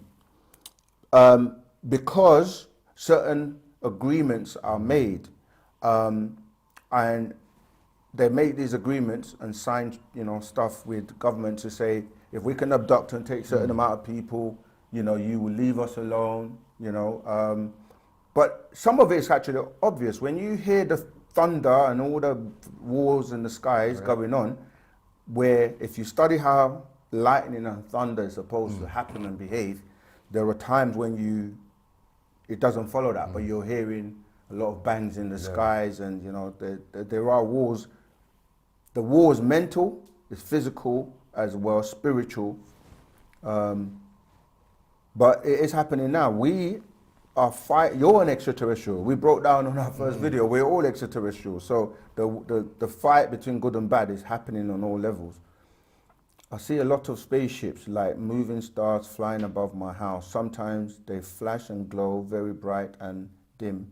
I can count up to 100 a night over 3 to 4 hours. There's all kinds of crafts now. They're man-made crafts, extraterrestrial crafts, meteorites. Yeah, there's more sightings ever. People have got a TikTok now, so they're filming, and that's just like letting you know that, yeah, we're not the only ones. Oh. We're not alone. Thank you, Bantu Queen. He says he's jumping because people are typing. Sheriff Chorus, why is it that, okay, cover that. Free brother polite. Free all our brothers that are innocent. Free all of them. Free the master teacher. Do you guys consume alcohol? We're not supposed to. But with building and growing, you know, every individual is working on themselves. Sometimes it takes people time to eradicate alcohol, but as Nuwapians know, even back in the time when we were going through the religious schools, you know, even though the master was saying that in the scriptures it says you can drink red wine, it was like most people don't know when they're drunk and they become intoxicated. It says in the Quran not to become intoxicant.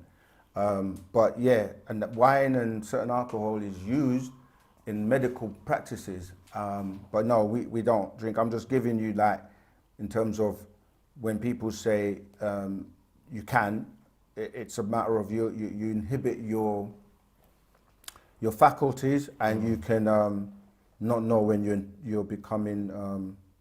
So yeah, everyone is work in progress, but you shouldn't be drinking alcohol or taking any intoxicants. Don't drink to get drunk. Yeah.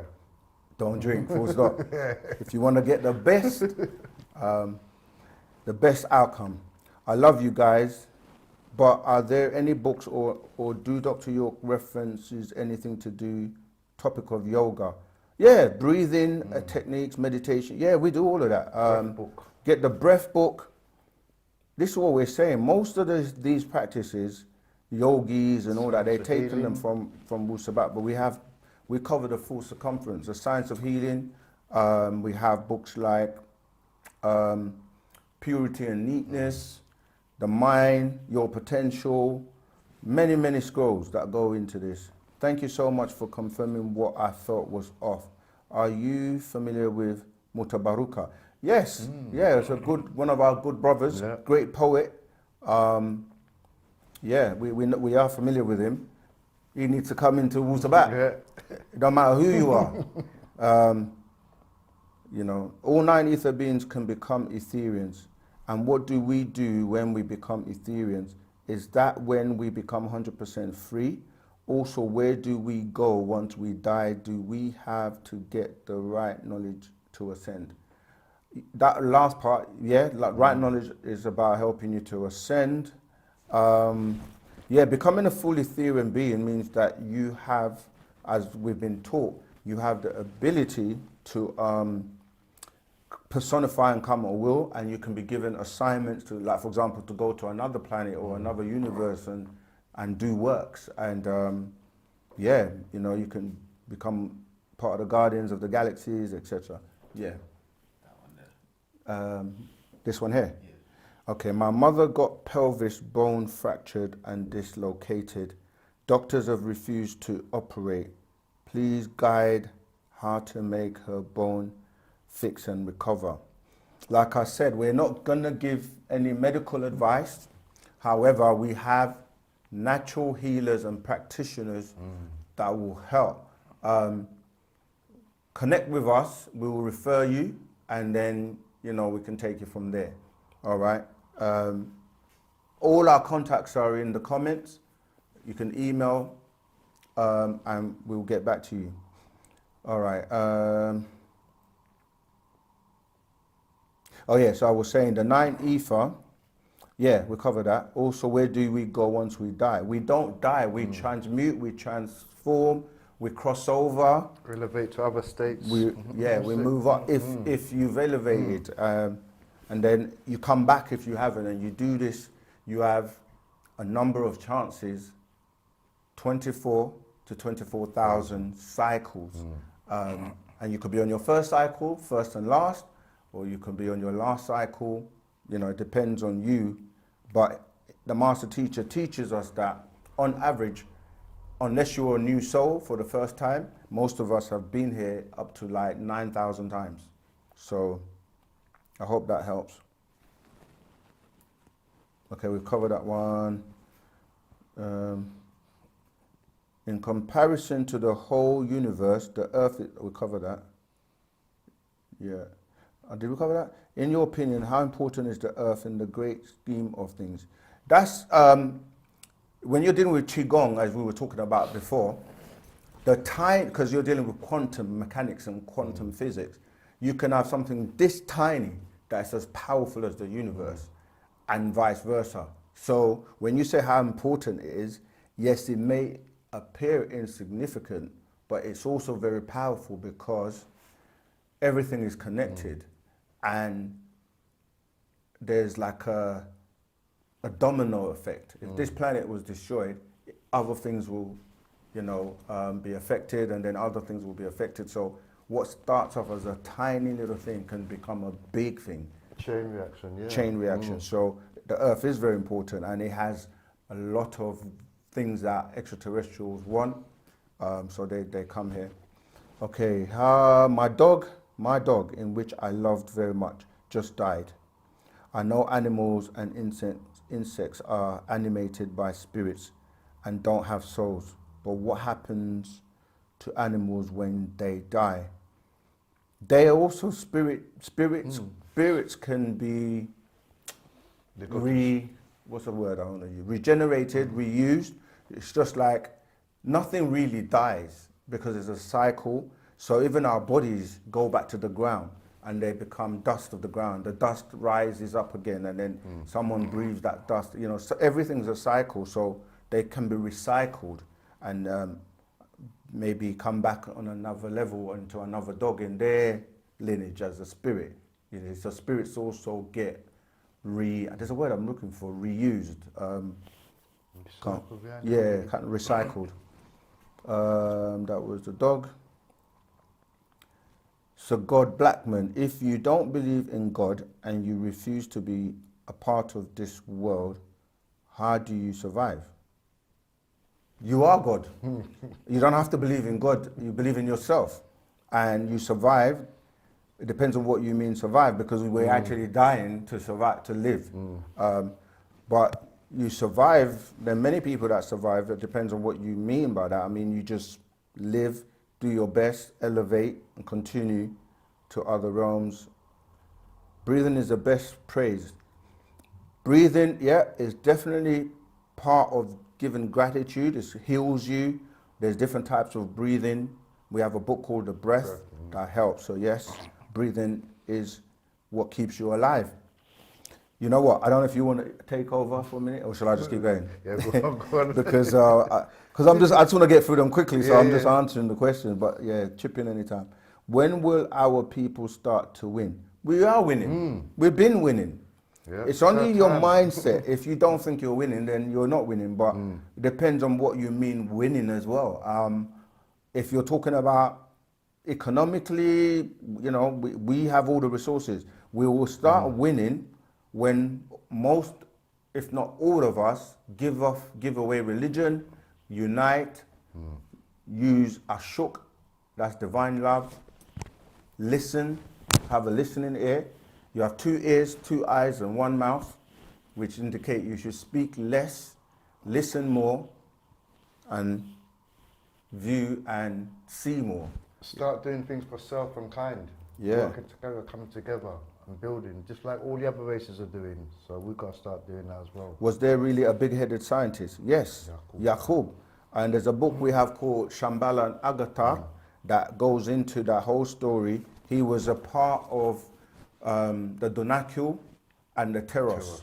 He's a mixture of these 2 extraterrestrial beings that came here and were living in the caverns.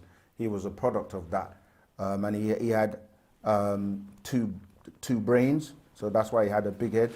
And he was the one that went about saying he's going to create a being that's weak and wicked to show people that he is God, because he was ridiculed for having the big head. And the beings that he ended up creating were what people call the Flugerods. And those are the ones before the Adamites and the Canaanites. All right. Yeah. So yeah, that was real. Thank you for all the information you share. All 9 ether beings can become ether. We covered that. Regarding reincarnation, do 6 ether beings reincarnate as 9 ether beings, and vice versa? There are videos of some 6 ether beings remembering past lives as 9 ether beings. Yeah, because the cycle is 6 ether at death becomes ghost, and ghost at death becomes 9 ether, because it is a cycle. However, not all beings will make it to the higher realms, so they will remain on the lower abodes or 6 ether if they can only go to 6 ether. Yeah, but you can elevate if, when you say 6 ether beings, we have to know who we're talking about, because 6 ether beings can't go past 6 ether. But in terms of when you're dealing with energy and dealing with things converting, yeah, 9 ether in a cycle. Because think about it, if you're a healthy person as a Negroid as you get older, you're getting weaker and weaker, and then so like from birth, your hair is thin. Then as you grow, your hair gets thicker and thicker, and then when you get older, it gets thin and weak again. So you're going through that cycle. Get the book called The Physical Ethers, and also there's a number of books that you can get. Go on the website, search anything to do with ether, and get hold of those. Natural ether. I mean, some people just say questions like, "Tell us about the dragon." What do you want me to tell you about the dragon? Re-ask the question, because that's like saying, "Tell me about the sky." Sabrina XX, breathing is winning. Yep. Thanks for teaching us about Wu-Sabat. I appreciate, love you both. We appreciate, love you too. And that's phonetics again, because appreciate. We don't deal with hate, so appreciate, love. But then love is evil backwards phonetically. So we just say ashuk. Look at the synchronicity. Ashuk, divine love. This is why our language is so important, because we need to use the right tones and vibrations. Unless you're on a ventilator, or people are having a joke about breathing. Yeah, of course, that's why you shouldn't get to the point where you need a ventilator. How do you find your calling in life? It drives you, it's the purpose. That's what Wu-Sabat will help you to do, because to know, you have to have the information. The more information you have, the more informed decisions you can make. If you've come across this video now, you've been called to this video. And this has guided you, so that's your calling. You've covered that. I'm just scrolling through. Do you not want any food or anything? Nah, I'm good for now, but I've got a drink there and I need have a a little fan, sip. mate. Yeah, I'm hot. I'm thinking like, but because we have to represent, yeah, I'm already started, so I will finish. Is there anything you want to get? Nah, we're good. No, I'm good, thank you. Sounds like the movie Look Who's Talking. I think there is a banter going on between people in the chat. Which of the three root cultures do specific islanders belong to generally? It depends on who you are, because when you say islanders, which island? Or the Pacific Islands, there could be a mixture of Nagaru or the root race and the Dravidians or the basic. It depends. There's mix. Oh yeah, there's also mixtures. Remember, of the three. So you can be a sub race of Nagaru and Homo florensis or Denisovans. So we've covered that. How do you feel about consuming marijuana, cannabis? Marijuana and cannabis, in its natural state as a herb, is fine. And they're actually legalizing it a lot more now, making CBD oils and things like that. So when you take things in the natural form, it's completely different. So people can have teas from marijuana, but to smoke it and to put it into tobacco, add tobacco to it and Rizzler paper and putting smoke into your lungs, it's not healthy for you. It's not the way to do it. So when you say, oh, it's just jumped and I've lost it.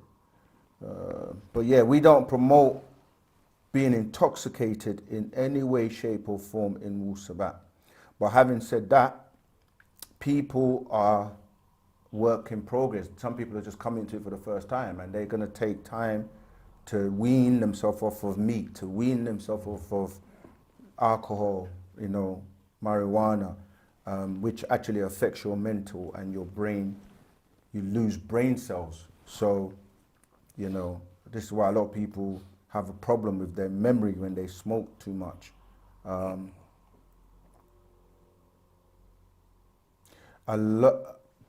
I low-key understand the situation with the master teacher. I'm told that you are put on a watch list when you are a free thinker because you're like a threat to the system. You can feel it spiritually. Of course, because when you come along and you're just like telling people the truth, people wake up and people stop being, a slave to the system. So yeah, you will be put on a watch list because it affects them. But the thing is, the beauty is that as of the year 2000, the dominion that they had, 60 for beings, Adamites, over the planet has expired and it's come to an end. Now it's for people to stop being afraid and be who they really are, be themselves, and work with other like-minded people. So yeah, right. If you're a threat, they're gonna come after you. I did a video, but the thing is that when you're about the truth, you will take all kinds of abuse. You're willing to even die for the truth. That's the conviction you have when you know something is right. They say, if you don't stand for something, you're gonna fall for anything. So it's best to stand for the truth and, go for it. If it means, you have to sacrifice. That's a true leader. All right. Another question. Listen, we want to give gratitude to anyone, all the people donating. Ajayi Moses. Are Riskians and the Anunnaki the same? When I read The Man from Planet Risk, the master said Murdoch was on Nibiru. And how do you know if you have a soul? Again, the word Riskians and Anunnaki are loose words in the sense that they are description. Like it's like saying Riskian is like saying Earthling. The people the beings on the planet Earth are called Earthlings. The beings on the planet Risk are called Riskians. Yeah. But within that you have, like here, we have different races, different classification of people, and some are elevated to higher degrees. So you would have like the Etherians would be the very highest, and then you have like the Igigi. Well, Bill Carson said the Igigi. the Igigi will be another class, the ones that stay above on the bureau and so on. And but yeah, in terms of the Anunnaki, again, you have different species of Anunnaki, and the family that a lot of people speak about is Anu, Enlil, Enki, Erishkigal, Murdoch, etc. That's a family, yeah. So what's the last part? Murdoch was on Nibiru. And how do I? That's the part. How do I know how do you know if you have a soul? You know because you're in tune with this type of information. The fact that you're even trying to learn more about Wu-Sabat is telling you that you have a soul, and you know by, do you show empathy, compassion, ashuk, love? Wow, yeah. Do you have a care for humanity? Do these things interest you? Do you want to know who your ancestors are? Do you want to know who these good extraterrestrials are? Do you want to be free? Do you do things like connect with nature, connect with, music and beating the drums, and can you dance? Do you move with nature? Or are you cold, stiff, no love, no empathy, no care for humanity? That by the fact that you're already here. Wow, we've got Vinay Kathri. You've given us a big donation, and that's real love. We're gonna answer your question. Not saying everyone else ain't showing love, but I'm just saying we have to show gratitude and appreciation. $200 was that? I don't think it's dollars. It's euros, yeah. I don't think it's euros. Okay, well it might be. Anyway, it doesn't matter. Whatever it is, we appreciate it. Okay, it looks big here. Yeah. All right.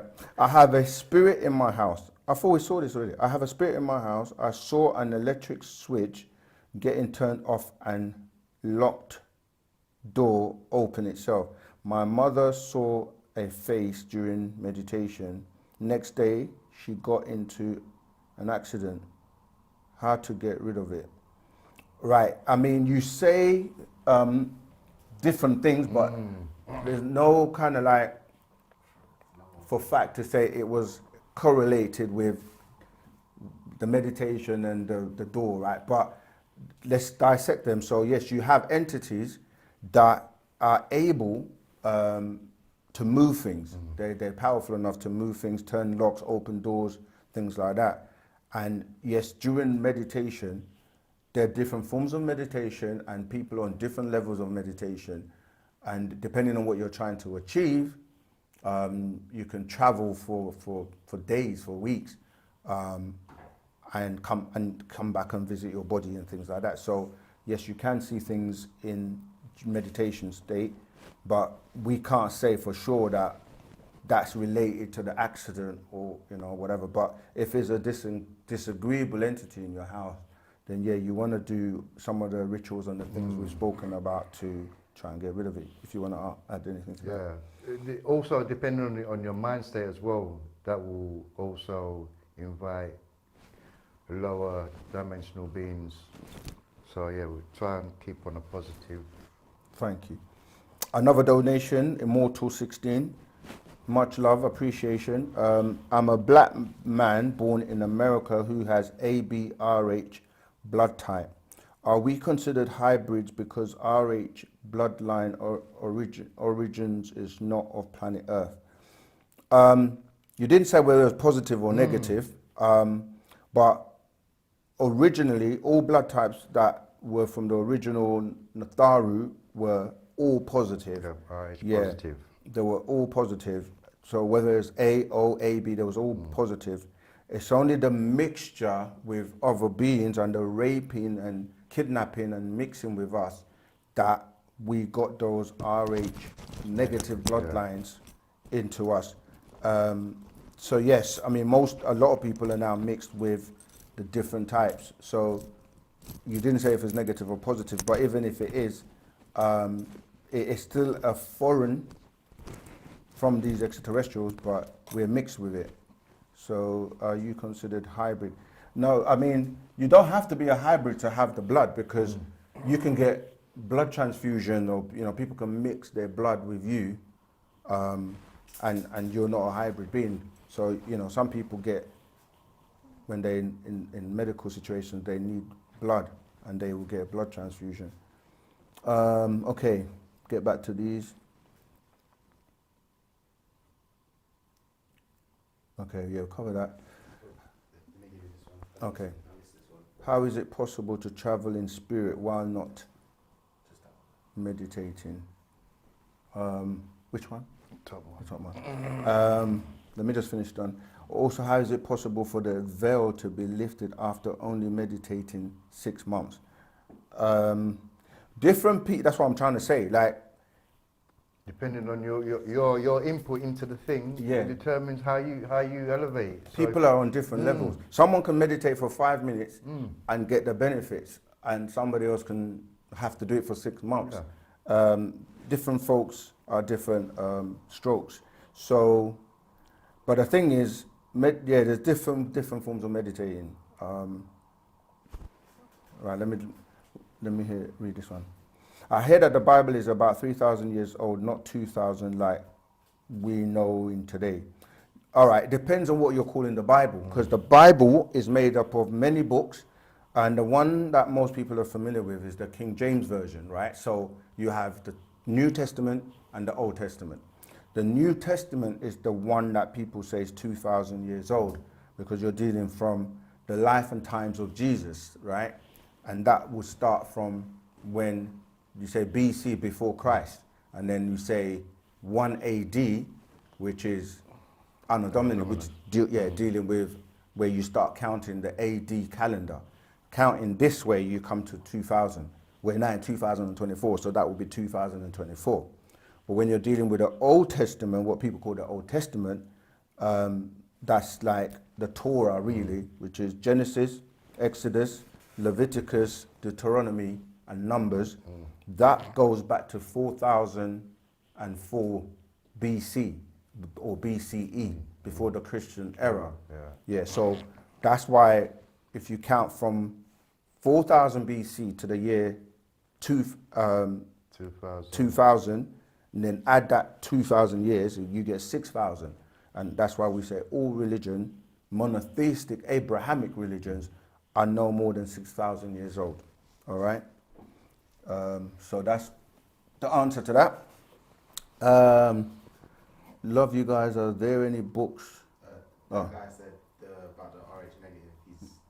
I'm ABRH negative. Okay. Yeah, that's just because of the mixture. Not just recently, but in your life, like generations from your family line. But yeah, many of us are now mixed, so don't watch that. Just do good, do Wu-Sabat, get your health in order, and you'll be good. Oh, that's for the person, in case you didn't hear that, the person that said they're ABRH negative. Let me see where we were. Apologies to anybody. No, we say Nadum, see, English. Because you're giving reference to the god Apollo when you say apologies. Sorry for anyone who we haven't got to yet. All right, it says this Reese's Easter's. Gosh. Peace, peace, peace, blessings to my teacher, Pops. Free Pops. Yeah, man, free Pops. Yeah, we have to get the word out there, let people be aware of what's going on. Yeah.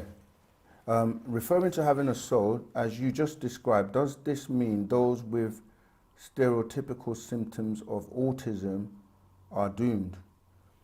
No, not really. Some of the autistic people are actually savants. They're very smart and it's just, they may not be in the right environment to be given the right information to heal them, because you can heal many things with tone, sounds, vibrations, and frequency. And, so sometimes you can't always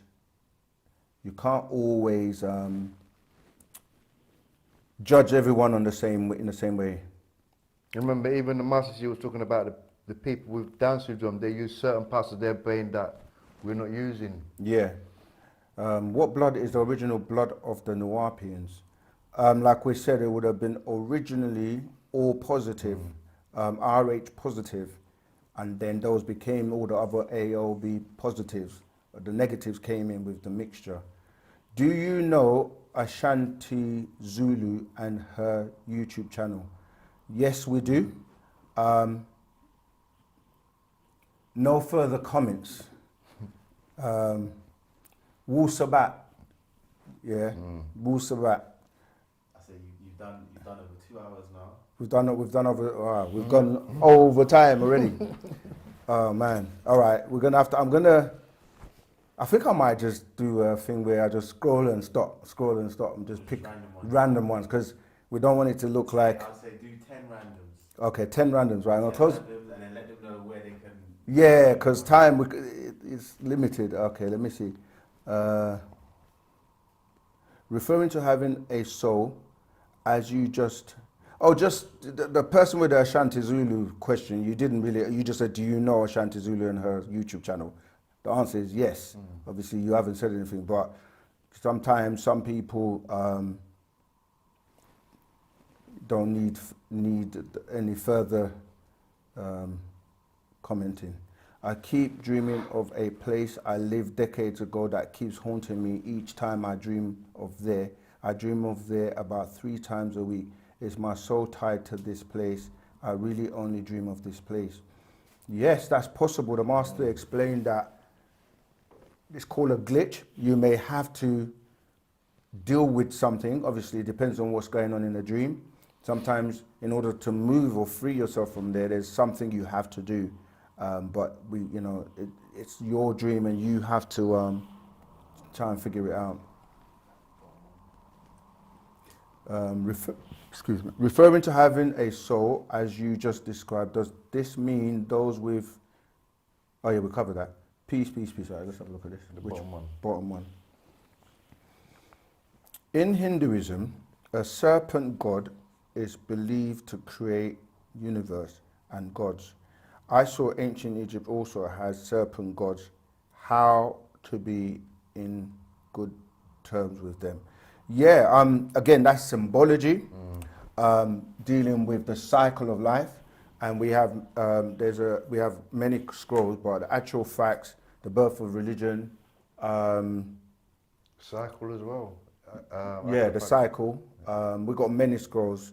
Now, the serpent is used for many things, because the serpent, and they show you the serpent like holding its tail, which deals with the cycle of life, regeneration, because snakes they shed their skin and they renew.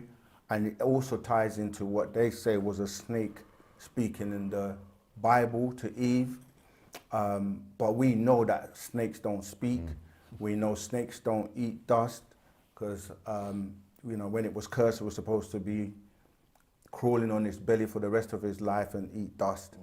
That serpent in the language is translated as whisperer, the whisperer, because this was a being that was speaking to her, known as Nin Gish Zida, right? Who is known in many cultures and many situations by many names. And that ties into the being known as Tahuti. Yeah, so what was the... in Hinduism, a serpent god is believed to create universal gods. I saw ancient Egypt also has serpent gods. Right. How to be in good terms with them. Yeah, so that's really... And that's their 5th donation on the live stream. 5th donation on the live stream. Wow, thank you. Yeah, so yeah, the serpent is symbolic of regeneration, recycle, starting again. So you will find all the religions that deal with truth will talk about this regeneration, because regeneration is a part of natural nature. And all religions that will teach you there's a spiritual side and there's a physical side. So like, you know, you have like Sufism in Islam, you'll have like the Essenes in Christianity. So there's always deeper meanings to the kind of like the allegorical or the symbolic stuff that is being spoken about, but then you have to know the build or the breakdown behind the build. This person, they really want to get this answer. Okay. Did Kemet really begin in South Africa? Did Kemet really begin in South Africa? No, Kemet didn't begin in South Africa. However, oh goodness, can you, I've done that, whatever I keep doing to lose the chat. Do you want The master teacher said that the first Egyptian, I'm going to use the word, civilization started on Mars, according to the holy tablets. Yeah, of course, but they're talking about when he came here, right? So all the land mass on the planet was once one, yeah? And these beings that evolved from the waters came onto land in what they call South Africa, yeah? So this would be like through the Egg Island. We have a scroll called the Proverbs of Yanun that gives you a diagram and explains everything and that about the beings that that evolved and came onto land. So in that regard, when all the land was one, you can look at Pangaea, Pangea, some people say, it's like it deals with these original Natharu that came here. So yes, in Monodapa in South Africa is where, you know, the Anunnaki came and took those beings that were already here, evolving to create the hybrids and create the Adamites. So in that regard, life started from there, you know, from where they came out to the water. The little people call them the pygmies, but we know them as Pataites, the Neolithic people dealing with the Nile Valley and Meroe. You know, there's a research napta player, the napta player, and things like that you see. But yeah, so yes, that's You see that one here by the green one. Romeo, Yeah, thanks again, DKK, Romeo. The big three religions, do they have their roots in the Enuma Elish? Absolutely. This is why if you read and study the Enuma Elish, it starts off with when on high, and that's dealing with this most high, Anu, and then the Sumerian tablets. So yes, they do. Okay, we've got another one. Are you familiar with nupu.org's YouTube? Yes, his channel started me into researching Wu-Sabat. I'm thankful to him for finding you. Yeah, a lot of people out there are, you know, they're students of Dr. York, the master teacher. Yeah, Petty is one of our brothers. Yeah, he teaches a lot of information. And there's, people don't realize that when the master first came on the scene, he was teaching Nupu or wu-nuwapu. And that's one of the kind of sciences of, when we say you have Asanupu, Nabanupu, and wu-nuwapu. Yeah, and these are parts of the cycle of information that we have to get. And yeah, so yeah, we know the brother very well, good brother. But yeah, that's what we want. More people to spread Wu-Sabat, start channels, share. Share. That's Is it. the study of mathematics and science different from ours in other star systems? Yes, because the mathematics that they use to build the pyramids and build a lot of the structures here comes from them. And what we know is just a small part of that. There are many formulas and many things that we are yet to be given. And this is what things like space traveling and certain things, because we have to show we've elevated to being responsible with information, then they will give us more. And that's what Partner Babylon is here. He's able to teach us pretty much anything and everything we need in terms of traveling and becoming a part of the galactical family and being able to, you know what I mean, elevate past kind of the levels we're at the moment. Why is there a debate between America being the old true world and Africa being it? Because this is what separations do. People divide land, they divide water, for example. They say this is the Red Sea and this is this sea, but water has no borders. Yeah. You see, this is what, and the air as well. They say this is Americans' airspace, this is Russians' airspace, you can't fly into our space. This is what the Adamites have done. They've divided everything up. Yeah, but this is what Wu-Sabat is saying, look, forget the borders, forget the I'm America, I'm African, we are all Nuwapians of Wu-Sabat, whether you accept it or not. Another donation, and Romeo again. Will we meet Anunnaki again in this world? They're here already. You are. Some of us are descendants of the Anunnaki. Yeah. And yeah, a lot of them are exposing themselves and coming back. So Anunnaki have been here all the time. And like the other extraterrestrials as well, you're all mixed. And yeah, so yes. Someone's being very observant. The question is that that's all ring. I'm not telling you. If you want to know, come close. Yeah. This is yeah, it's a secret. It's a secret stone. Pops was the only one speaking. Depth of Farrakhan speaks it, but say in his way, but he knows. Okay. But yeah, this whole America is like a word that was put together from the Emirs and the Incas. Yeah.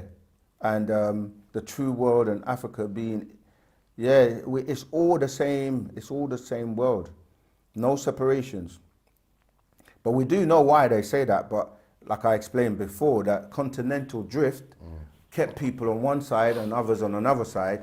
And some people were never brought from Africa to America. They were already there when the split happened. And they have every right to claim they're not African. But the thing is, it's your DNA that matters at the end of the day, because you can take someone to any part of the world, it doesn't change their genetic makeup. So when we say Africa, that's just a term that we can all resonate with in terms of, okay, when you say Africans, you know that's Homo habilis and Homo naledi, but really we're Nuwapians of Wu-Sabat, all right? And you don't have to accept that. You currently got 300 people.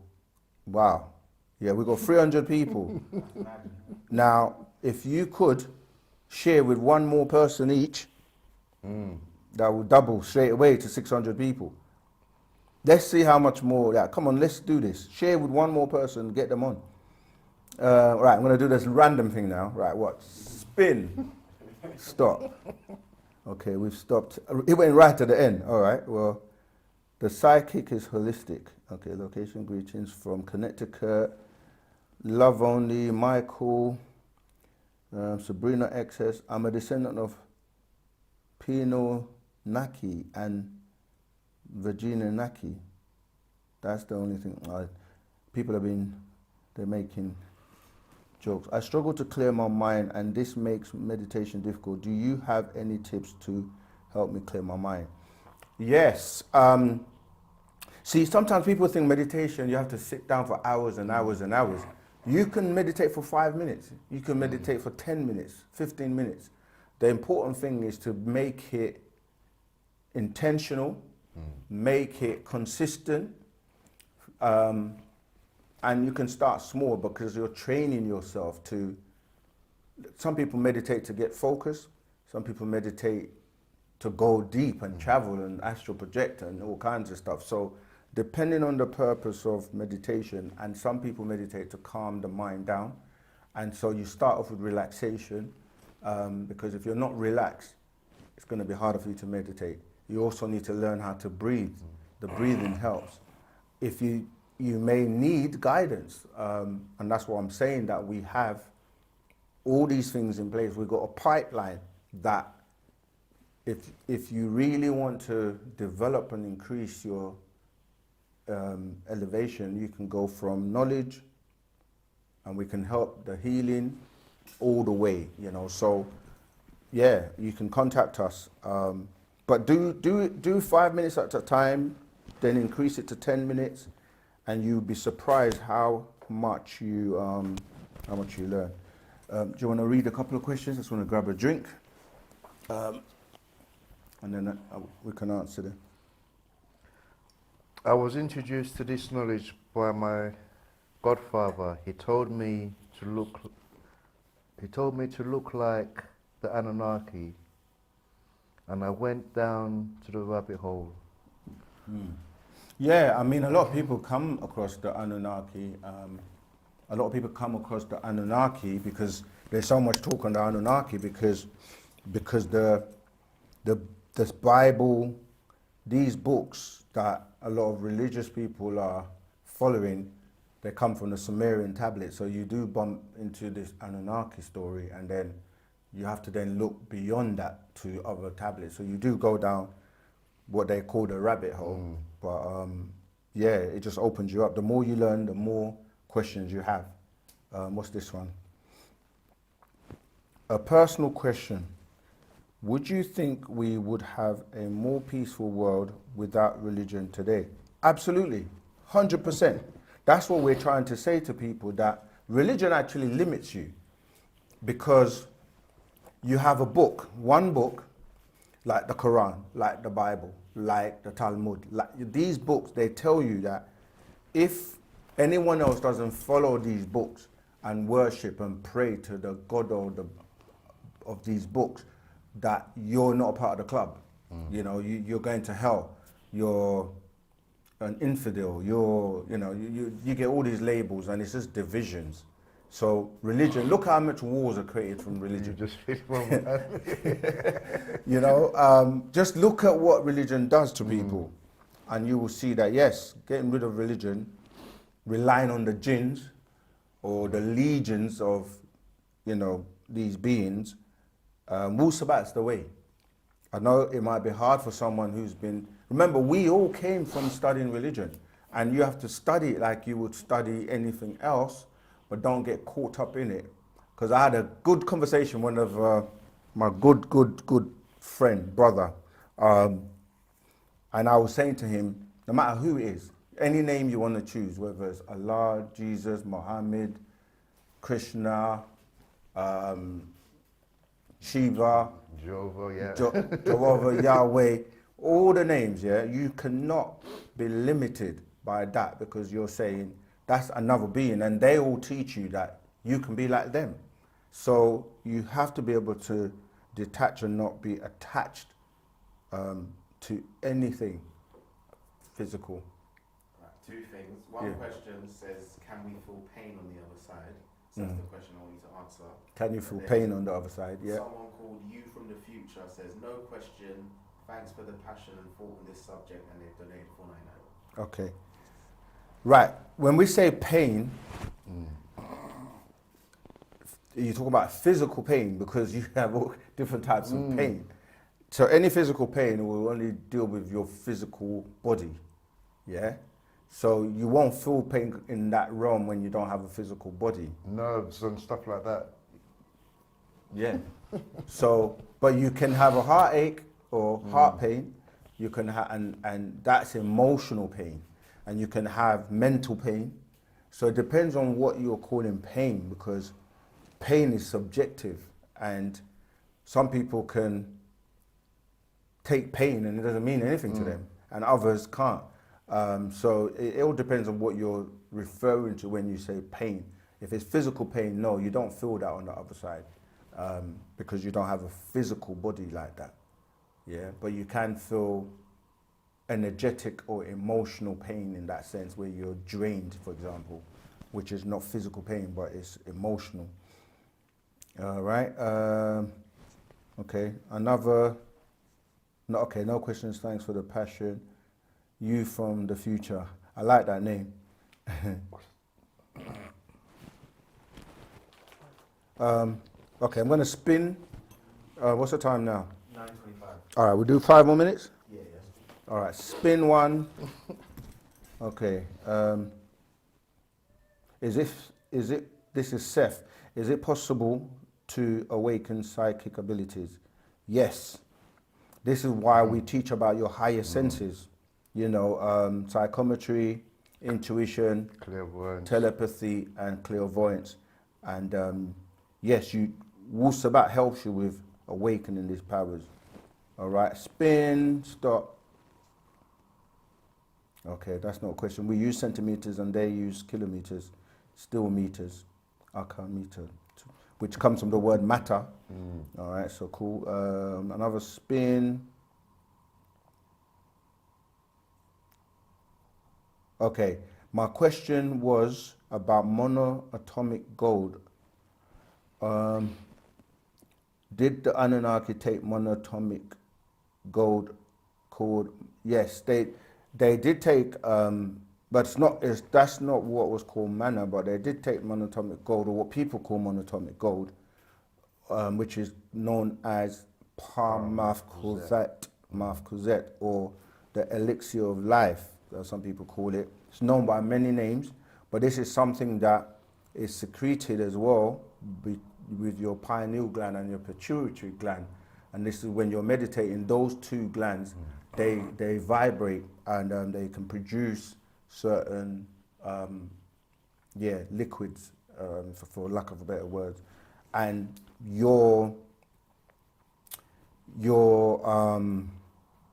This is what extended their lifespan as well. That's right. I was going to say that you have your solar plexus, which is the root of your spirit. Then you have your pineal gland, which is the root of your soul. Okay. But yeah, that's where knowing these formulas, and this is what, in terms of being able to space travel and do certain things, you needed to be able to have that. And the master teacher, Nabab Yanun, has that mafkuzet, or that liquid gold. Okay, we covered that question already.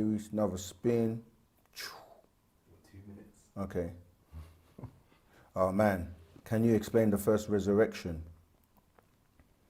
All right, the first resurrection is when you wake up to consciousness and then you go back to sleep. So you might be born again, as they say, in religion or whatever, and then you get disappointed when you get to a certain point and you realize this is not working. And then multiple choice just traps you, because you can become a Muslim from being a Christian, do the same thing, and then you get trapped. And you're like, this is not the one. And you keep doing this journey, and then you might get to a point you just give up. This is a load of crap. They're just telling me the same thing. I'm not getting the answers. God not answering my prayers. Then you go back into the world. So you kind of die again. You go back to the physical world and you forget about it. Then you come across Wu-Sabat. And this is now called a second resurrection. Because this time, you're still alive. You don't have to die first, as they teach you that you have to die to go to heaven to be born again. Now you're born again physically here, so this is your second chance. And Wu-Sabat gives you that opportunity to experience everything right here on earth right now before you make your transition. And so the key to life will be the Ankh. The double resurrection is represented by the Ankh Tui, which is the double, what people call the double Ankh, but it's called the Ankh Tui. And then you start to basically walk and be developed to become an Ethereum. All right, folks, looks like we've come to that time. We've come to that time. Let me see. We'll give one bonus. This is what you call the bonus question, bonus answer.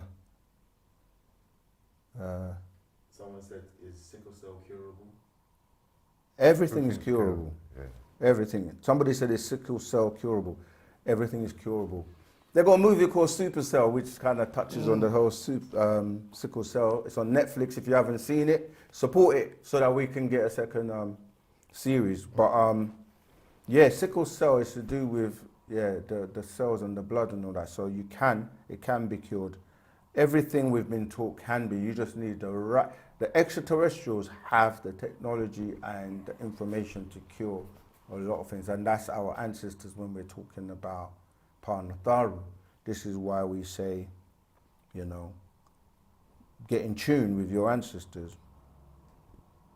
I have to answer this because this is my lane, right? I have to answer this one. Are you guys familiar with Web3 blockchain? If not, I'd recommend you guys look into it and start by making all of the scrolls and NFT.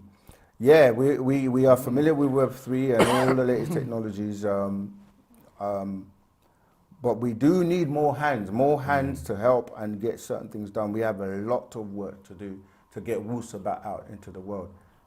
I mean, you're talking about 7 billion people on the planet, or nearly 8 billion, as some people say. We've got currently here right now 271 people, and think about how many more to 7 billion that is. So we've got a lot of work to do. Obviously, there are other brothers and sisters around the world doing the work of getting the information out. But we're trying to get you guys to help OSM Vision get to 100K. And that's but a small drop when you're talking about other platforms got millions of millions, and they're not teaching Wu-Sabat or the information to the level we are. So, we have a lot of work to do, and if we can utilize these technologies, the blockchain and these technologies to do more, we would love that. Alexander Divine has donated again. Thank you, fellas. Thank you, Master Teacher. Thank you, OSM Vision. Thank you, fam, in the chat. Yeah, reach out to us. Don't forget, we have the online platform as well. If you haven't subscribed, this is how you're going to get the information first. Yeah, sorry. The way you're going to get the information first, with everything we're doing, we've got enough things lined up for you. With everything we've spoken about today, is to subscribe, because we will push notifications to all the subscribers about the online platform, the courses that are online that you can do by yourself, and you get certificates and tested. Yeah, we've got ds4s.net. Look at the links in the comment section. You can have one-to-ones with us. We've got new things coming out that we're going to let you guys know. So if you haven't subscribed, do that. Click the notification bell so that you get alerted, and share it to the world, because just read the comments of what the power of Wu-Sabat is doing to people's lives all around the world. But we are humble and thankful to all of you for the questions, and without you, we wouldn't be doing this. So, Ashok, you have anything you want to? Come down to the store, come and check the store out, 101 Church Street. If you're in the UK. Yeah, if you're in the UK. If you're anywhere else, go to those stores as well around the world and speak to our brothers and sisters worldwide, and you'll see that, they're just as lovely as we are. Yeah, so on that note, I'm going to put the store in first, sir. Okay, look out for your alert. Yeah, we've got some good things coming your way. And remember, that documentary is coming at 100K. Yeah, we're itching to drop it, but we have to resist. We're waiting for that 100K. So action speaks louder than words, So, but yeah, Ashok, which is divine love to all of you. And wadu. Spread the word. Spread the word. Wadu. Wadu until the next time. Wadu means bye. Okay. Peace. Good. Damn, that went quick.